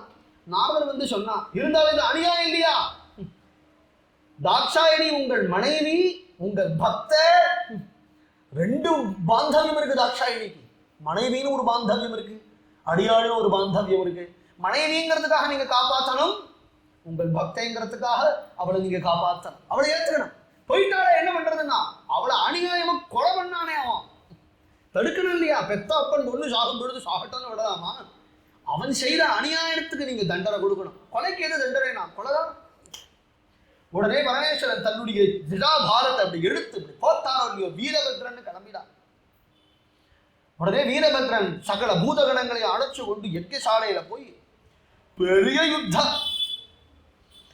தேவகணங்களுக்கும் பூதகணங்களுக்கும் யுத்தம். கேச்சத் பவஞ்சுஹு பிராக்வம்சம் பத்னி ஈசாலாம் ததாவரே சதா அக்னித்ரசாலாஞ்ச தத்விஹாரம் மகானசம்.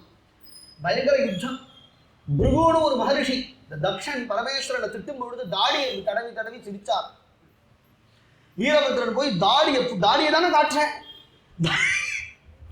தாடியை பிடிக்க விட்டார். பூஷானு சூரிய தேவன் இருக்காரு, பல்ல காட்டி சிரிச்சார், சிரிச்சார். தரத்தரன்னு இழுத்து யாகசாலையில வச்சு 32 பள்ளையும் வாங்கி விட்டார். மொக்கவாயா போயிட்டான் பூஷா. அந்தந்த தெய்வங்கள் என்ன என்ன அபச்சாரப்பட்டதோ அந்தந்த தெய்வங்களுக்கு அந்தந்த தண்டனை. கடைசியில தட்சணை முடிச்சு தரத்தரன்னு இழுத்துன்னு வந்து தலையை வாங்கி எந்த யஜ்யம் பண்ணிட்டு இருந்தாலும் அதுல அவன் தலையவே ஆகுதி கொடுத்து விட்டார் வீரபத்ரன். யாகமும் நஷ்டம் ஆயிடுச்சு. இருந்தாலும் தக்ஷங்கிறவன் பிரஜாபதியோட பிரம்மதேவன் எல்லா தெய்வங்களையும் முன்னிட்டு கொண்டு பரமேஸ்வரனை தரிசனம் பண்றதுக்காக கைலாசத்துக்கு போகிறார். நானா மணிமயை ஸ்ருங்கை நானா தாது விசித்திரதை நானா துருமலதா குல்மை நானா மிருககணாவிருதை தஸ்மின்னே மகாயோகமயே முமுக்ஷு சரணே சுராஹ தத்ருஷுஹு சிவமாசீனம் தியக்தாமருஷம் இவாந்தகம். இங்க பாகவதத்துல ஒரு அத்தியாயம் கைலாச வர்ணனைன்னு ஒரு அத்தியாயம் ரொம்ப அருமை. பாகவதங்கிறது கிருஷ்ணன் கதையை சொல்ல வந்த புராணம். கைலாசத்தை பத்தி ஒரு அத்தியாயம் சொல்றார். வேதம் கிடையாது இல்லையா ஞானிகளுக்கு. சுகராச்சாரிய ஞானி ஒல்லியோ பரமேஸ்வரன் அங்க வடவருஷத்தின் அடியில உட்கார்ந்து கொண்டிருக்கிறார். சனந்தராத்யைஹி மகா சித்தைஹி சாந்தைஹி சம்சாந்த விக்ரதம். அங்க அவ்வளவு ரகல பண்ணார். இங்க வந்தா தட்சிணாமூர்த்தியா உட்கார்ந்து இருக்கிறாருங்கிறார். உபாசியமானம் சக்யாச்சே பர்த்ரா குஹ்யக ரக்ஷசாம் உபவிஷ்டம் தர்பமையாம் பிருஸ்யாம் பிரம்மசனாதனம் நாரதாய பிரவோச்சந்தம் புருச்சதே சுன்வதாம் சதாயாம். தேவர்கள்லாம் போய் ஸ்தோத்திரம் பண்றார்.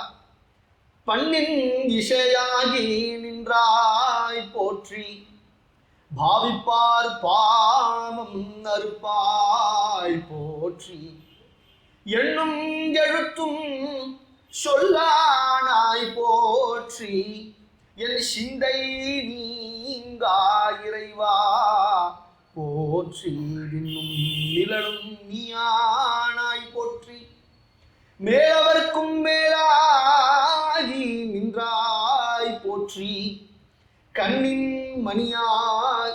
அர்த்தம் சொல்ல வேண்டிய அவசியம். திருநாவுக்கரசர் அப்படியே இதனாலதான் நாவுக்கரசர்னு பேர் வாங்கினார். ஒரு குழந்தைக்கு கூட புரியும். கண்ணின் மணியாகி நின்றாய் போற்றி கையிலை மலையானே போற்றி போற்றி. தேவர்கள் நான் ஸ்தோத்திரம் பண்ணதும் பரமேஸ்வரன் பிரசன்னமானார். தக்ஷனை நான் காப்பாற்றேன் அப்படின்னு பரமேஸ்வரன் வாக்கு கொடுத்து யாகசாலைக்கு வரார். பிருகு பூஷா முதலிய தெய்வங்களுக்கெல்லாம் அங்கஹீனம் ஆயிடுச்சு இல்லையா, அந்த தெய்வங்கள்லாம் பிரார்த்தனை பண்ணிட்டதும் பரமேஸ்வரன்ட்ட போனா தாடி போயிடுத்து சுவாமின்னா. தாடி போயிடுச்சுன்னா இந்த 1 மாசம் இருந்தா வளர்ந்துட போகுது. இது என்னதுக்கு போய் பரமேஸ்வரன்ட்ட பிரார்த்தனை பண்ணிப்பானே, தாடியை வேரோட பிடிங்கிட்டா வளராது. இங்க வழுக்க விழுற மாதிரி இங்க வழுக்க. பரமேஸ்வரன் தாடி வளரும், அவருக்கு அவ்வளவுதான். தாடி வளரும்னா பெருமாள் பரமேஸ்வரன் போய் கேட்பா. பூஷா போய் பக்கு பக்குன்னு வாயை அடைச்சுட்டா. பொக்க வாயா போயிடுச்சு. பரமேஸ்வரன் போய் நின்னா. பல்லெல்லாம் போயிடுச்சு. இனிமே கிருஷ்ண ஜெயந்தினா எங்க காலத்துல முறுக்கு பண்ணா எப்படி சாப்பிட்றது? சிவன் சொன்னார், முறுக்கு பண்றதுக்கு முன்னாடி மாவாவே இருக்கும், மாவையே சாப்பிடு. பூஷா பவத்து பிஷ்டபுக்கு. பிஷ்டபுக்குனா மாவு. முறுக்கு பண்ணி சாப்பிட்டாதான் கஷ்டம். மாவா பண்ணிருப்பா இல்லையா, முறுக்கு மாதிரி சுத்தி மாவை காய எண்ணெயில போடுறதுக்கு முன்னாடி வச்சிருப்பா இல்லையா, அதை எடுத்து வாயில போட்டுக்கோ, சௌக்கியமா இருந்தா. தட்சசாமி முண்டமா கிடக்கான். தலையை கொண்டா, தட்சன் தலையை கொண்டா, சேர்த்து முறையா. என்ன பண்ண தட்சன் தலைய? அது தட்சன் தலைய சுவாஹா. தட்சன் தலைய சுவாஹா பண்ணியாச்சு. எக்கி குண்டத்துல போட்டாச்சு. உடனே யாகத்துல பலி கொடுக்கறதுக்காக ஆடு வச்சிருப்பா இல்லையா, அந்த தலையை கொண்டாடினா. அந்த தலையை கொண்டு வந்து தலையில வச்சார், எழுந்துட்டான். பக்கு பக்குங்கிறது வாயு. நமாமி தேவம் வரதம் வரேண்யம். மனுஷன் தலை இருக்கும் போது திட்டினா, ஆடு தலை வந்து ஸ்தோத்திரம் பண்றான். அப்ப தலை முக்கியம் இல்லை, ஹிருதயம் பாவம் தான் முக்கியம். நமாமி தேவேஷவரம் சனாதனம் நமாமி தேவாதிபமீஸ்வரம் ஹரம் நமாமி சம்பும் ஜெகதேக பந்தும். நமாமி நமாமின்னு உத்தரம் சொல்ல ஆரம்பிச்சுட்டான். அப்புறம் சஞ்சமே மிகச்சமே பிரியஞ்சமேனு காமச்சமே காமச்சமே. ஆடு தலையானது இந்த சமகம் சொல்றதுக்கு சௌரியமா எடுத்து. ஏன்னா ஆடு மேமேன்னு தானே கத்துவோம். இவனுக்கு இன்னும் சமகம் சொல்ல சௌரியமா இருக்குமேனு ஆடு தலையை வச்சு விட்டா. அந்த யாகசாலையில பெருமாள் ஆவிர்வாவமானார். இந்த கதையில இவ்வளவு நேரம் 1 மணி நேரமா கதை சொன்னேன், எப்ப முடிப்பேன்னு வேற தெரியல. நீங்க வேற சொல்லிட்டே இருக்கேன். அதெல்லாம் வேற ஆத்துக்கு போகணும், சுண்டல் வேற ஆறி போயிடும். பெருமாள் இப்ப வராருங்கிறாரேனா, முதல்லயே பெருமாள் வரலையா. ஏன்னா சிவ அபராதம் பண்ற இடத்துக்கு விஷ்ணு வரமாட்டார், விஷ்ணு அபராதம் பண்ற இடத்துக்கு சிவன் வரமாட்டார். இப்போ இவன் திருந்துட்டான் இல்லையா, பரமேஸ்வரன் சரணத்துல விழுந்து நமஸ்காரம் பண்ணி ஸ்தோத்திரம் பண்ணி மன்னிப்பு கேட்டான் இல்லையா சிவ அபராதத்துக்கு, பரமேஸ்வரன் மன்னிச்சுட்டார். பெருமாள் வரார். श्यामः हिरण्यरशनः